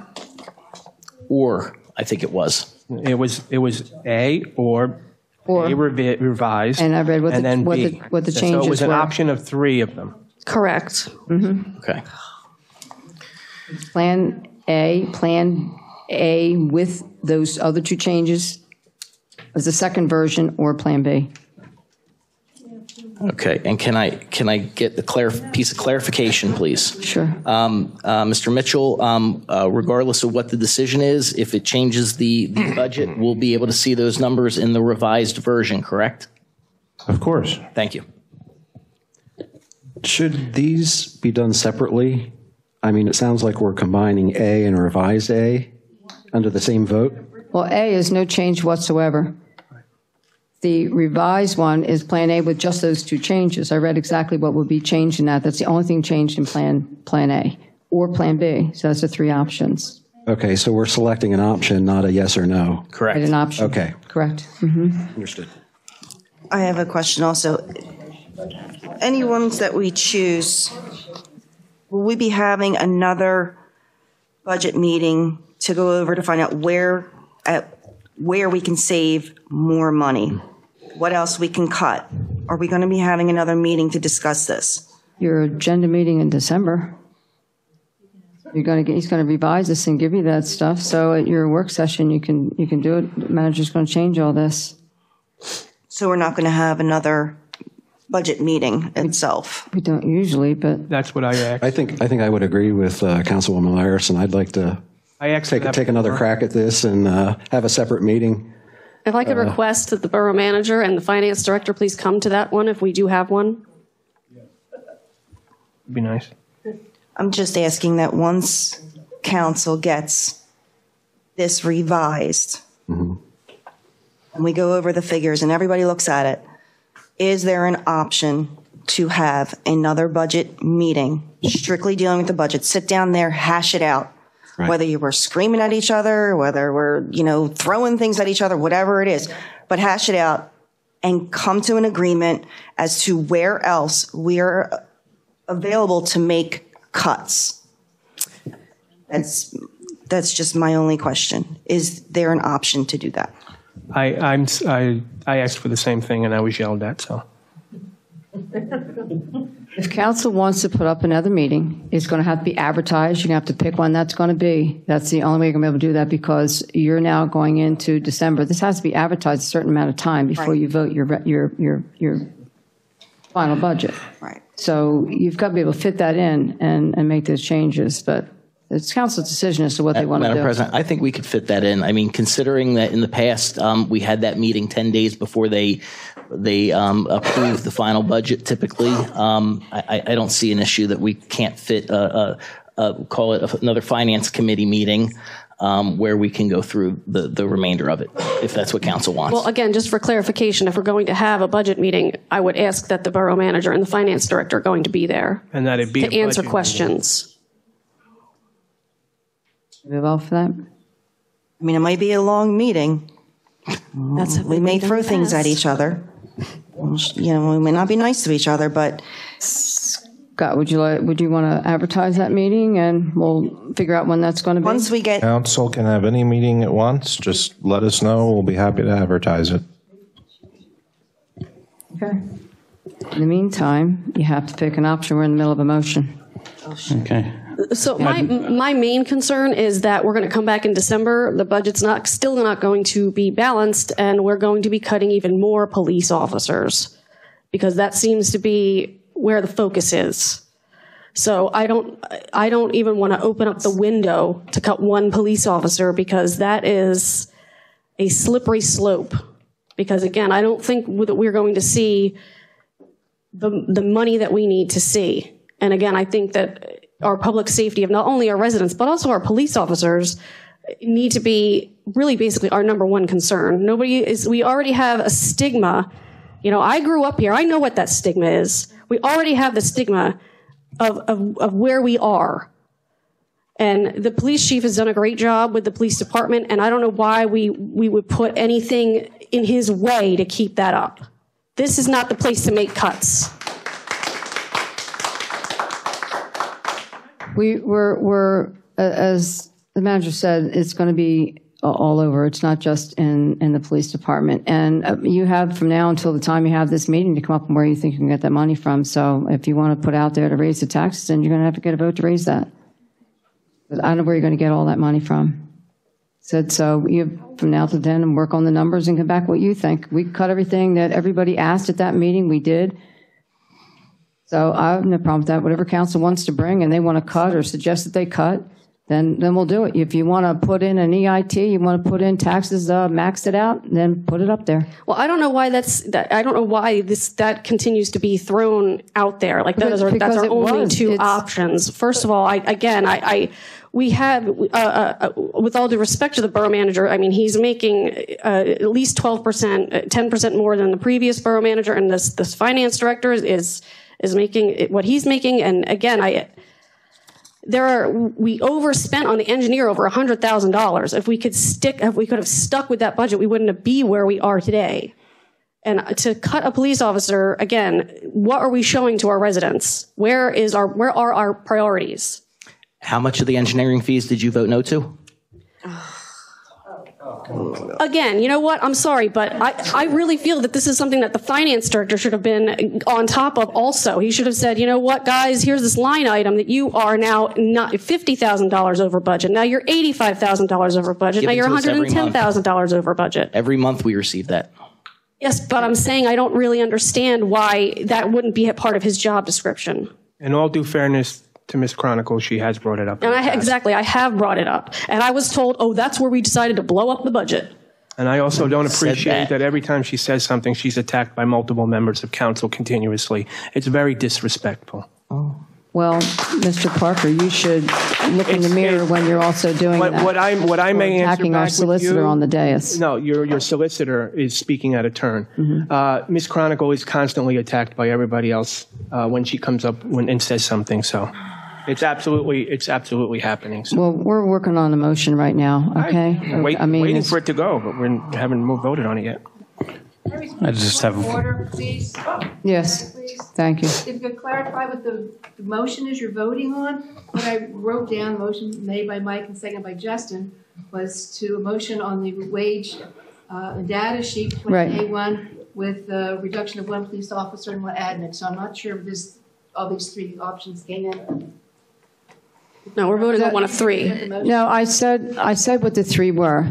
Plan A is the original, no changes whatsoever. I didn't give a motion. I made a suggestion. And she put that into the motion with the 3 options. And I asked if anyone else wanted any other cuts to add to that so that we had an altered version of A or B. And he was the only one that put something up that was the change. That's where that came from. So there was Plan A, which was no change whatsoever. Plan A with the modifications of just 2 of those positions, which were the associate and the police officer. And Plan B was the original. No. Option B is cut the 5. Right, not touch it. Plan B, what it was. I see what you're saying. Apologies. Yeah. I apologize. The original, what it was given to us. Gotcha. Unchanged. Okay. I just have one comment to both Scott and Micah on this, as I've stated my position. But I do challenge you guys to work towards getting A to work. I would be happy to come back next month and vote something else besides what I'm going to vote for here, if you can make it work. So I challenge you to do that. Yep.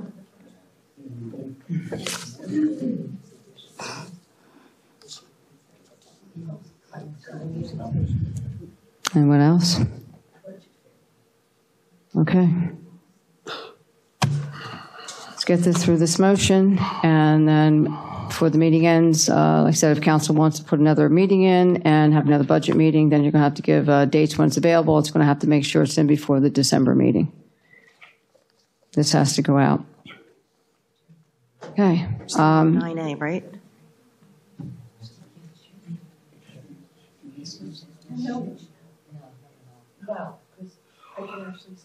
Okay, a roll call on which one? You're calling this 9A1, correct? Yes. Okay, thank you.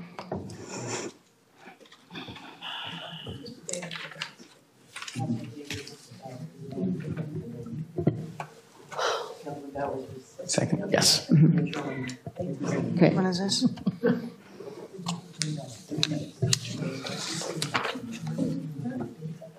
I'm sorry. Yes, I'm sorry. Yes, go ahead. Councilman Bauer? Option A1. Councilman Morrisville? A1. Councilman Chronicle? Plan A. Councilman Larison? You on? Still doing it. Option A? Councilman Parker? None of the above. None? None. It's an option for me. Take it however you want it. I'm not voting for any one of them. It's premature. Sure. Voting for none. It's an abstention. Your abstention. That's fine. Sure, why you're abstaining and turn Because it it's in? premature. Okay. I'll write that down and give it to the secretary. I'll mail it to you. You can do that. Councilwoman Smith? A1. And Councilman Yeager? A1. So there's 5 A1, 2 A, and 1 abstention from Mr. Parker. So at this point, it will be A1 that is being directed to the manager. When you sit down at the budget meeting, any new figures that come out, if you have any other changes, that's going to be your time to do it. Make sure everyone will send out when we can advertise that. A certain period of time has to go out as to when we can do another advertised meeting. Can we do? Can we pick a date now?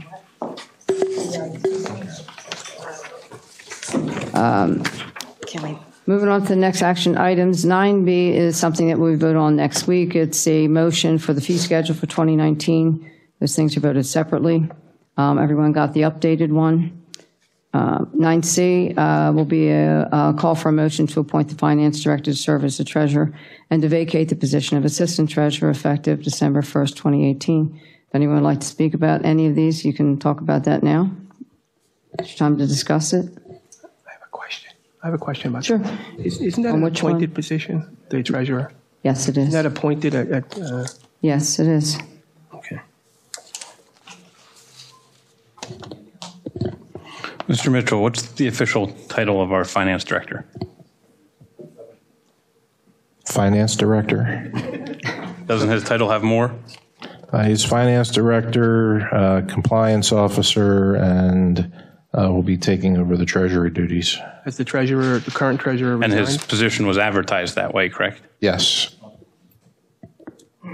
I have a question. Was the treasurer, did she resign?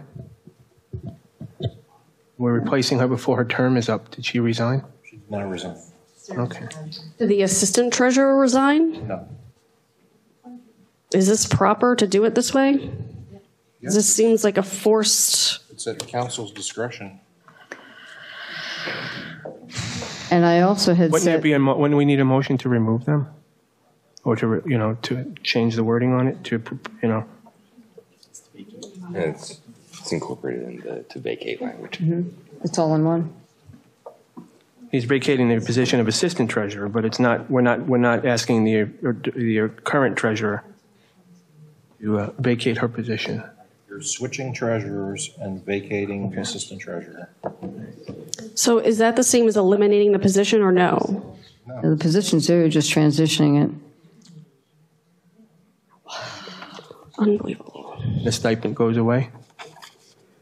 Yes, she works full-time for the MMA. They both do.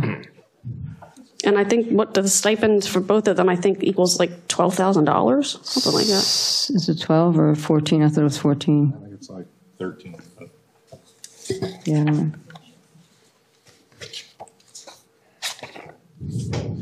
Anyone else?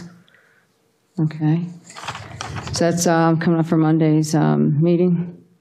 9D is Mr. Call for a motion to authorize the borough manager to submit the application for Pennsylvania Department of Health WalkWorks program and to commit municipal resources the amount of $2,875.36 as a match for a said project. We just got this, and Scott, if you could, I guess, enlighten us a little bit on that. I read a little bit about it. Yes, the application package was circulated to council. The match could very well end up being a contribution of soft costs and/or in-kind labor from the Public Works Department. It may not be cash. If it is cash, that's the amount that it would be. Okay. And the project itself, I was reading it, and it's to add a walking, I guess to make it more enhanced. Yes. On our It walking? actually came recommended to us by the Bucks County Planning Commission. Okay. I know they had been down with our planning commission, and we're talking about some of these things. I guess this maybe was one of those things they were talking about to make it more accessible. I don't know that they spoke about this. I was not at the Planning Commission meeting, but I know some elements of this would be included in the comprehensive plan update that the Planning Commission is planning to do in 2019. Okay. Did anyone get a chance to read this, or any questions on this, or want to ask about it? Where does the funding come from if we have to pay the $2,800? That would come from the Recreation Fund. So it has no effect on our general fund issue?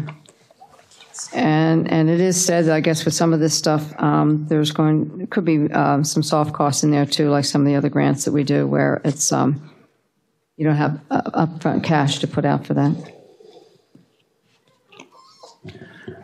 And my next question is, are you going back on your previous position I remember you recalling you say we should stick with about 3 projects for next year. Do we want to add another one to it? I'm not firm in that, and certainly that is a decision for council to make, but my recommendation would likely be in 2019 that we stick with 3 capital improvement projects in terms of grant applications, and they would have to be tied to existing open projects.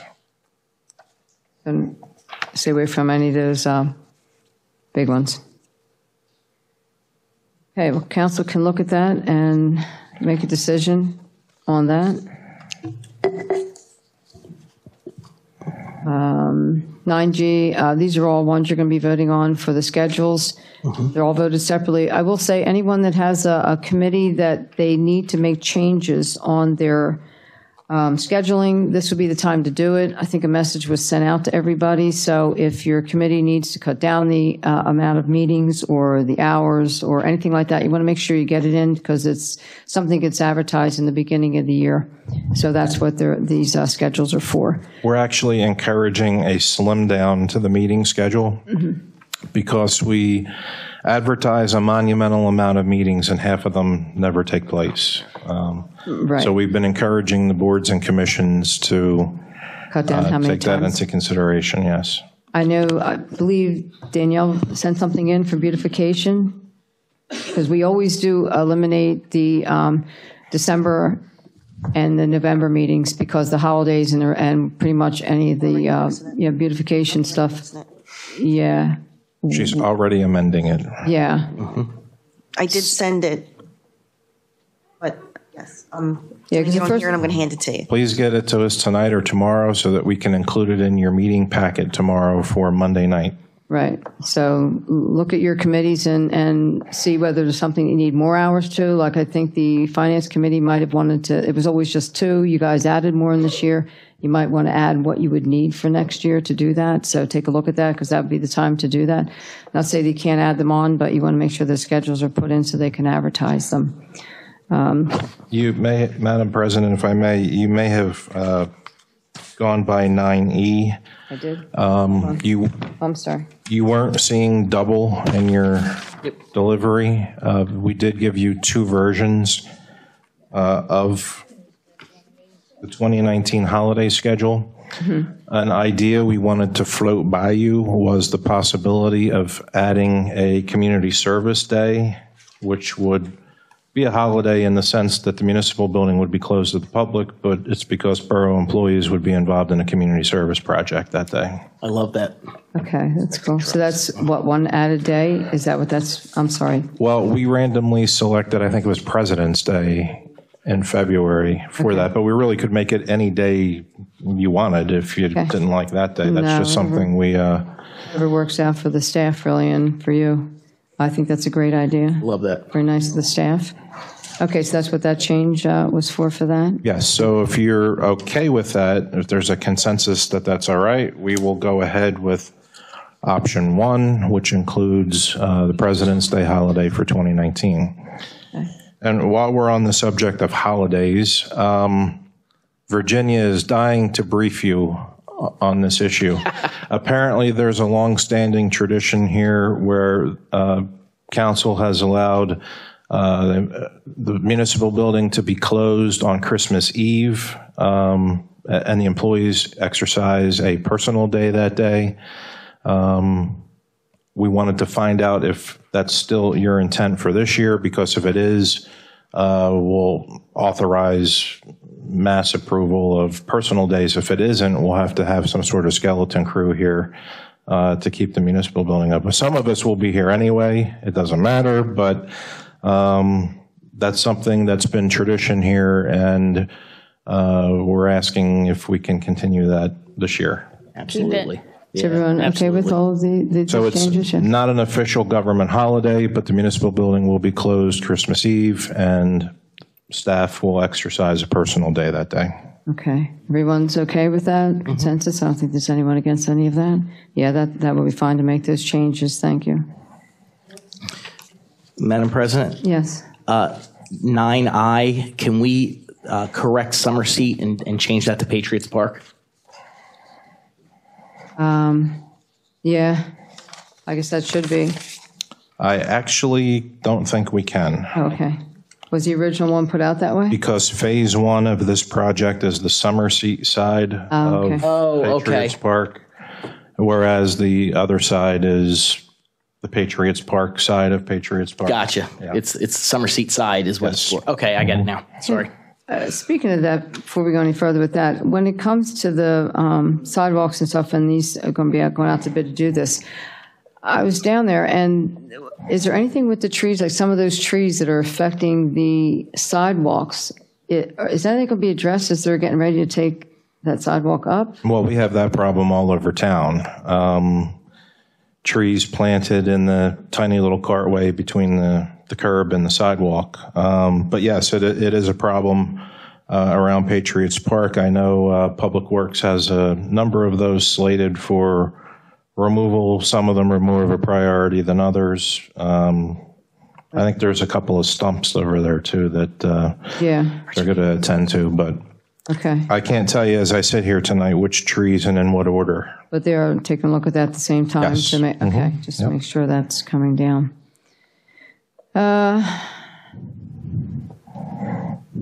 Okay, the other one is the a motion to approve the resolution for submission of a grant application for installation of the new sidewalks and ADA ramps on West Bridge Street from Althea Avenue to Cox Avenue. Yes, this would be a simple sidewalk extension. If the grant is approved, it would just extend existing sidewalk from where it dead ends to where it should go. Okay, where it's missing. Yes. Okay. Did we get any of this application? Or no, we're just doing a resolution for Yeah, submission? this is just resolution And then for the next part's gonna come? submittal. Yes. Okay. And Where's this then grant to or from? I think this is PennDOT, don't quote me, I think it's PennDOT Multimodal Fund for that one. And speaking of that, you did mention, and I did say it there, PennDOT is starting, I guess, on some of the roads, they're going to be repaving for us. They're doing some of the, looks like sidewalk and the corners up here on Pennsylvania Ave. Yes, well, they were doing work on the bridge, the crossover on North Pennsylvania Avenue over the canal, because that bridge is slated to get a makeover. And also through lots of lobbying and the help of our state legislators, PennDOT has 3 road resurfacing projects in the borough slated for its 2019 schedule. That's going to be West Trenton Avenue, Delmore Avenue, and Bridge Street. Okay. Oh, finally, Bridge Street. Yeah, it's really bad. Back to this grant, do we have any idea how much cost we're asking for, what it may cost us for matching fund? I believe the For which grant? I'm sorry, which one's he talking about? cost is in the resolution. Was the resolution? I haven't seen that yet. Oh, all right. It'll be in your packet tomorrow. Okay. That was for 9J. Oh, yes, that's right, because it came in from the engineer after your Friday delivery went out. Sorry. Okay, so we're And going where would we find? I and J were late additions. okay, so we'll get this then, right? So we'll have that before the meeting to review. So Wednesday. We should Yep. get it by Wednesday. It'll be in tomorrow's meeting packet. And where would the funds come from? If there's a matching fund on that particular grant, it would come from the recreation fund. If soft costs and public works in-kind labor can be used, we would use that. That's for 9J. Yes. So we want to use recreation funds for sidewalks? We're using recreation funds for grant matches. At our parks, right? but this isn't really anywhere near a park. No. Okay. Is that allowed to be done? Yeah. Okay, anyone else on this grant? Need to ask some more questions? Okay. 9K, I added to finally put out there, since this has been such a big debate, as to whether the council would even want to consider putting in an EIT, because it's been such a heated thing back and forth and constantly brought up, and maybe the council needs to put out there what they actually would or wouldn't do. So I'm going to read the motion. The motion is a call for a motion if council would even support implementing an earned income tax EIT. So moved. So moved. Second. Second, okay. This is just going to be a yes or no, especially with the budget, and the chief's looking for other revenue. He did mention it at the budget meeting. He's very strong about trying to get that. I think the council needs to weigh in. Would you or wouldn't you, yes or no? So this is just a vote for whether you would support putting it in, not actually putting it in. Right, not put it in, but support it. So you know right up front, would you support it in the first place? Mm-hmm. I just have to say, I think this is a wholly inappropriate motion. We have gotten no real information, and there's been no discussion at a public council meeting or a public agenda meeting regarding an EIT, and therefore I make a motion to table this motion. Okay. Second. This has been, no, I'm not talking about it. Okay, we're going to do a motion. I mean, we're going to do a roll call on whether this should be tabled or not. Yep.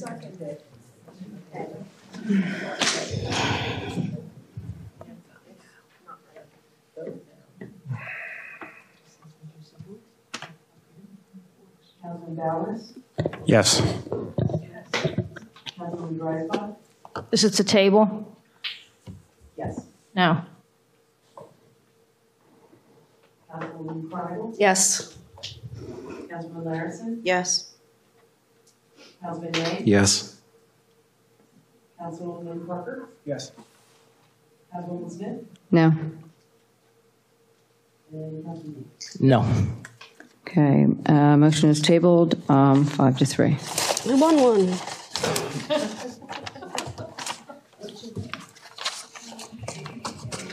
So the debate goes on, doesn't it? No, we've never had a debate.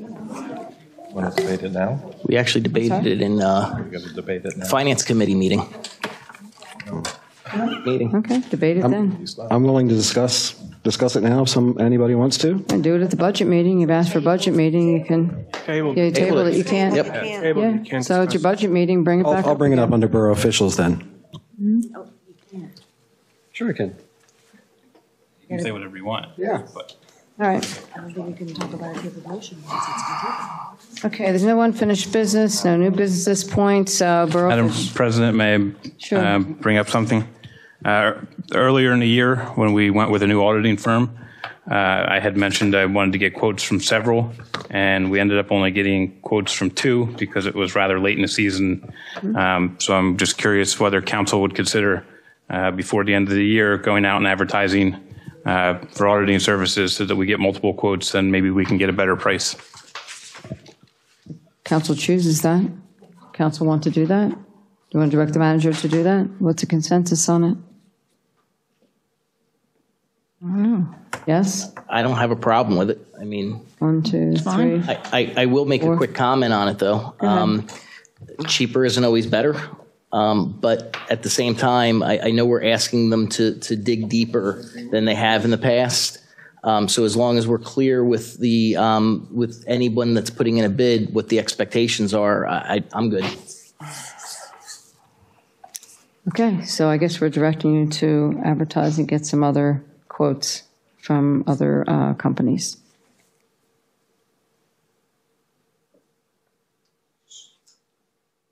Okay. At this point, be public officials. Madam President, if I may. Sure.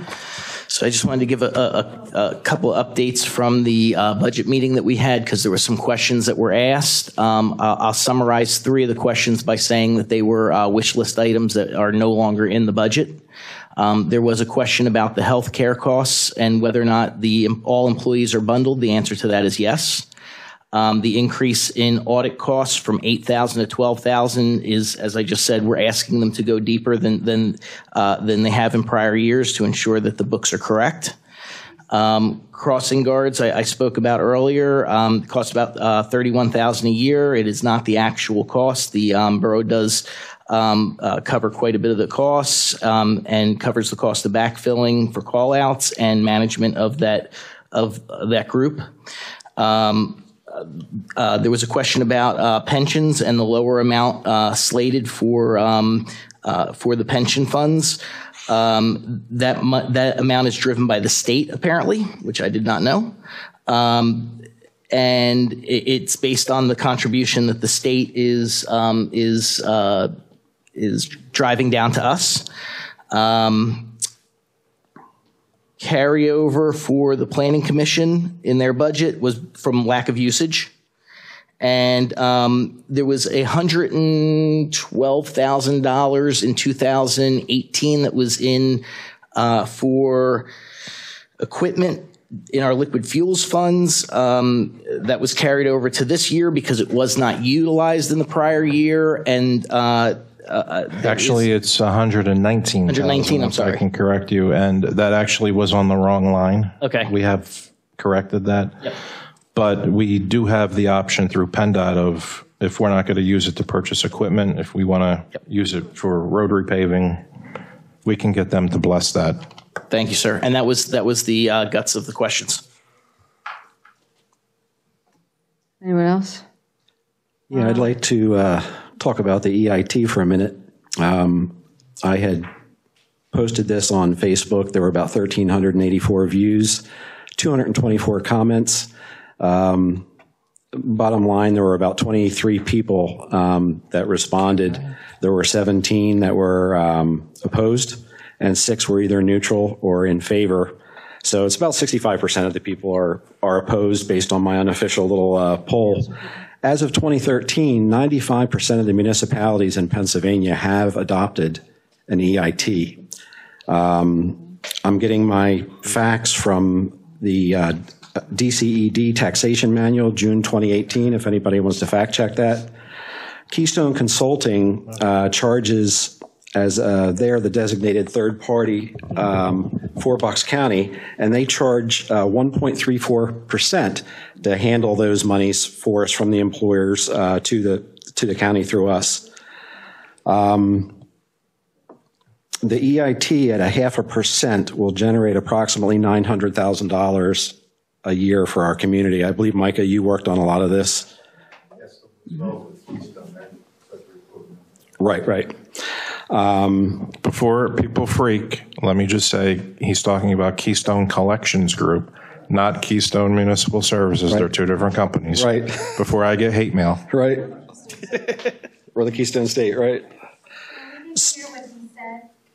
You spoke to him, but I could not hear his response.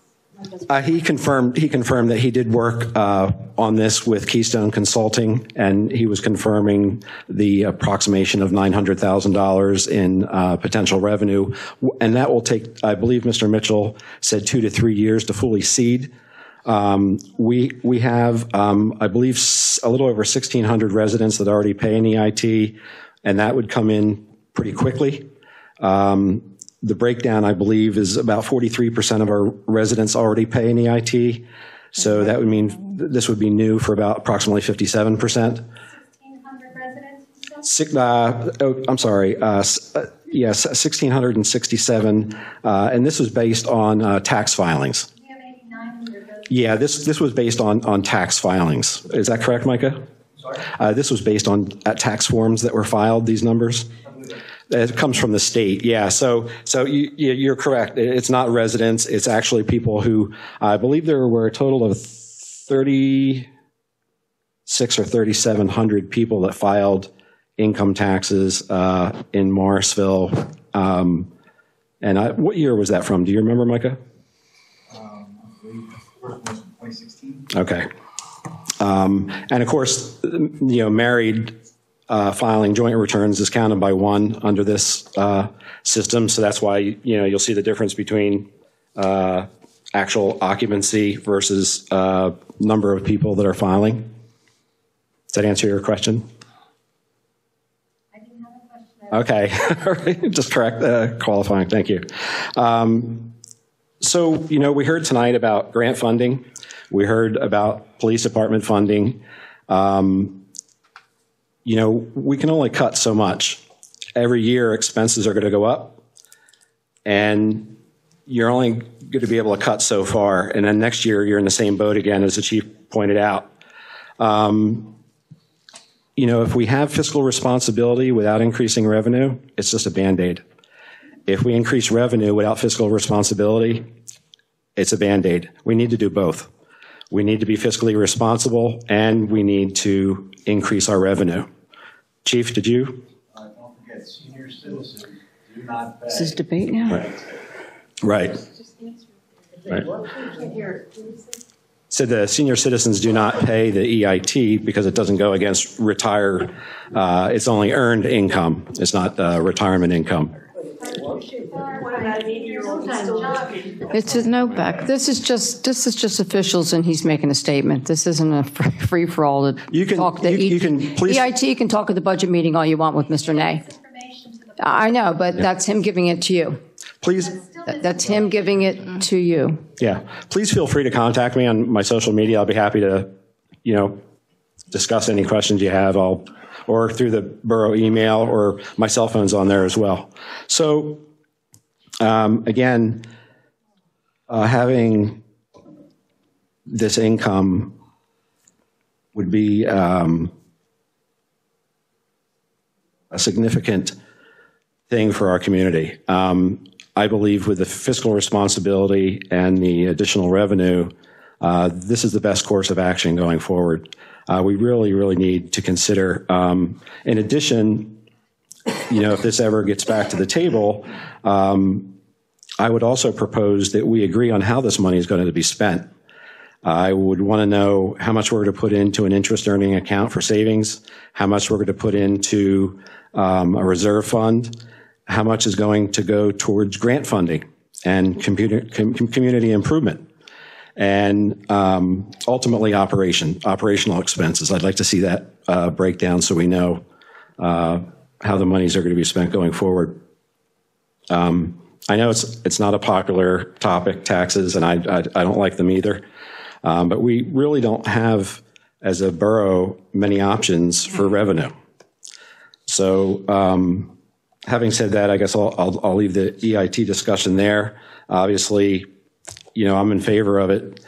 I hope that the other council members will, give it serious consideration. I know it's not an easy conversation to have, and I'm not taking it lightly. I know I got a lot of 224 comments on my Facebook post, so I hear everybody for sure. 220 out of 8,000 plus residents. I don't know Yeah, if that's a fair balance. If we're going to have the discussion on the EIT, then we need to talk about reduction in property taxes as well. I mean, just a blind surplus is ridiculous. Are you done? Did you want to say something? Yeah. On the EIT?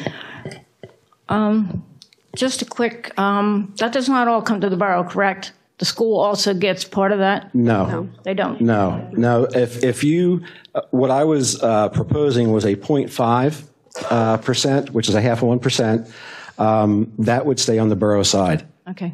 If we go anything above the 0.5, then yes, they are entitled to a share of that. And they can put it in, then they can.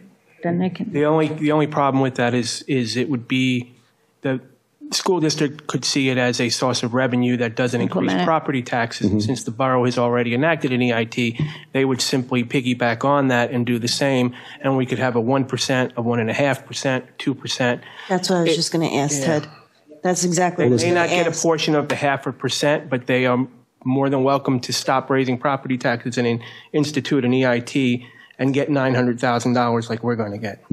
Yeah, and that's on the school. You know, and we have no control for sure over that board. Yes, but we open the door for it, so just remember that. Okay. So what you're saying, Ted, is if the borough did the 0.5 that Mr. Ney is proposing, the school district then can come in and say, I want They can come in at any 0.5 time, or but whatever they it would want. be easier for them to do it if the borough already instituted it. Well, they can do it at any time. Exactly, but you just opened the door and made it, you know, if you're going to try to push this on the public and make it palatable, it's just as palatable for them since you've already done it. Well, I think not, because Thank you, Ted. I think not, because 74% of our real estate tax dollars go to the school. You know, we're on course to do 1.9 million in real estate revenue, and they're going to get 1.3 million of that this year. So I don't think that would be. They would have the same argument that you're having, that you would not be raising property taxes. They would be raising it through income revenue. Can I have this handled at the budget meeting, since we're running to 10 o'clock? So thank you, Mr. Ney, but any other stuff, can you bring that to the budget meeting? Sure. And I just ask one final question. I may be naive, I don't know. How is it collected? Because I know how it was collected 30-some years ago. Yeah. The people in Morrisville were the only ones paying it. If they worked in Morrisville, they paid it. No one else did. Yeah, I think that was maybe a per capita. No, it was not. No? No, it was an earned income tax. Because now that is done through the employer. Okay. It's done through the employer, and Keystone Collections is a designated collector of that. And that's what I was referencing earlier. They charge 1.34% for that handling. The reason I mentioned this too is I believe Scott Mitchell had mentioned previously that we're kind of getting down to the wire on advertising to implement by 2019. Is that correct? Yeah, it's almost too late. Okay. Yeah. Enough. So. All right. We wanted to implement it for next. I have a couple other questions. Sure. We can't hear that. No, not about that. No, not about that. Leaf collection, we're no longer doing that? Is that what I understand? Trash company does it. Leaf collection They're is just left out to the for the trash, correct? by Republic. Okay, and we're not taking any more down at the leaf. Our depository is open normal season Is for it? drop off. So it should be open now? But the curbside collection is being done by Republic. There's Okay. information on the borough website. All right, because one about that. resident came up to me at election day and told me that they could no longer dump down there. Well, when it's not open, you can't, but during the season, when it is open, When you it's can. when it's put out for Republic, does it have to be separated like it was before, or is it, Yeah, either in trash can or in the brown is bags. it on a separate day than No, regular pickup day. no pickup day, just a separate receptacle? Okay. Yep. Okay, another thing, last month I had asked you to have the borough workers check the storm drains on Green Street and also on West Philadelphia Avenue, the one in front of Dacey's driveway. We know what they found because they're both still. I know they were checked. Overflowing. I don't recall what their finding was, but Okay. I mean, If we could find out, because we it's could supposed to get- spend 20 years replacing just stormwater management systems But it's in going this to town. turn into an ice skating rink, and it's all the way sure. down to Baker Avenue now, and it's not draining at all. We actually have ones that are worse. Yeah, and Green Street is going to, if we continue to have problems with trucks, they're going to be skating around the corner on Green Street. And one more thing, I just wanted to let the residents know, either whether they're for or against it, Elcon, there is a meeting at the Levittown Library on New Falls Road at 6 o'clock tomorrow evening. It's just for an update if you'd like to attend. I'm done. Could I bring up one thing? Sure. Go ahead.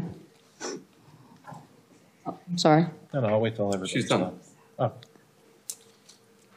Council members, you're aware that today the bid opening was held for the tot lot. Initial results are there were 3 bidders. Good. It looks as though the prevailing bid is $122,000 and change, but the bids have to be fully vetted by the engineer before we announce anything specific. If that number holds true and that bidder stays as the prevailing bidder, it looks like that project would come in under budget and under the full amount of the grant. Okay. We'll keep you posted on that. Okay. All right, I guess if I'm the last borough official comment, the only thing I got to say is you won't be getting that vote for the EIT from me. It's on the record. Can I have a motion to adjourn? So moved. Second. All in favor? Aye. Aye. Election year next year. Family gatherings Oh are my always so stressful. I'm up there.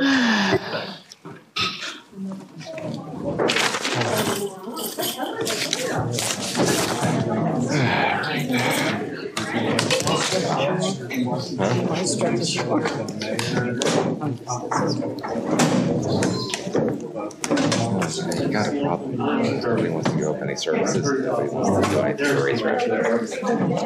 I mean, you can't. Something's got to give. But, you know.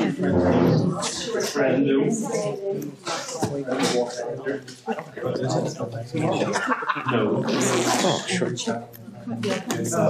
Oh, I totally get that. But I mean, you know, you got to full cuts where you got to raise your hand. How else do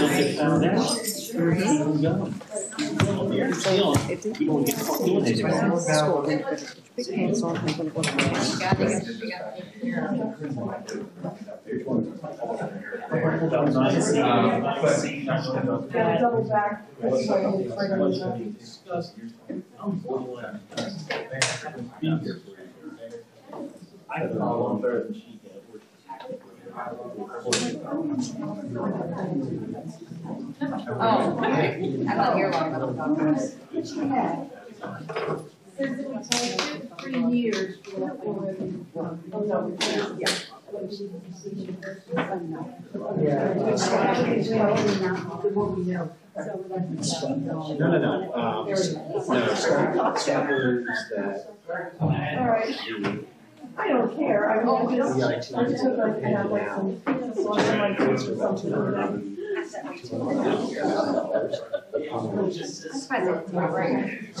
Yeah, your first year, and then every year.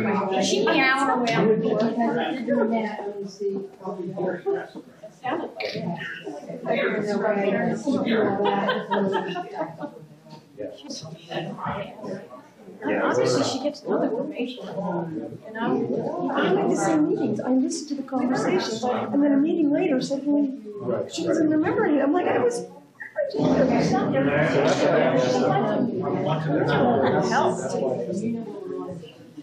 that's why.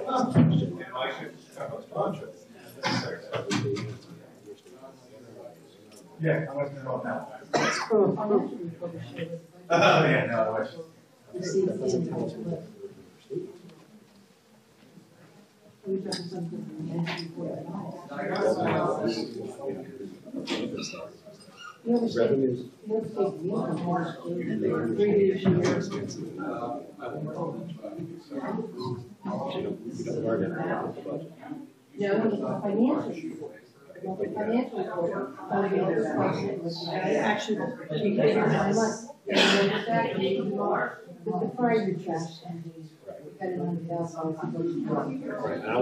he wasn't factoring it down, that as these people are paid, your people are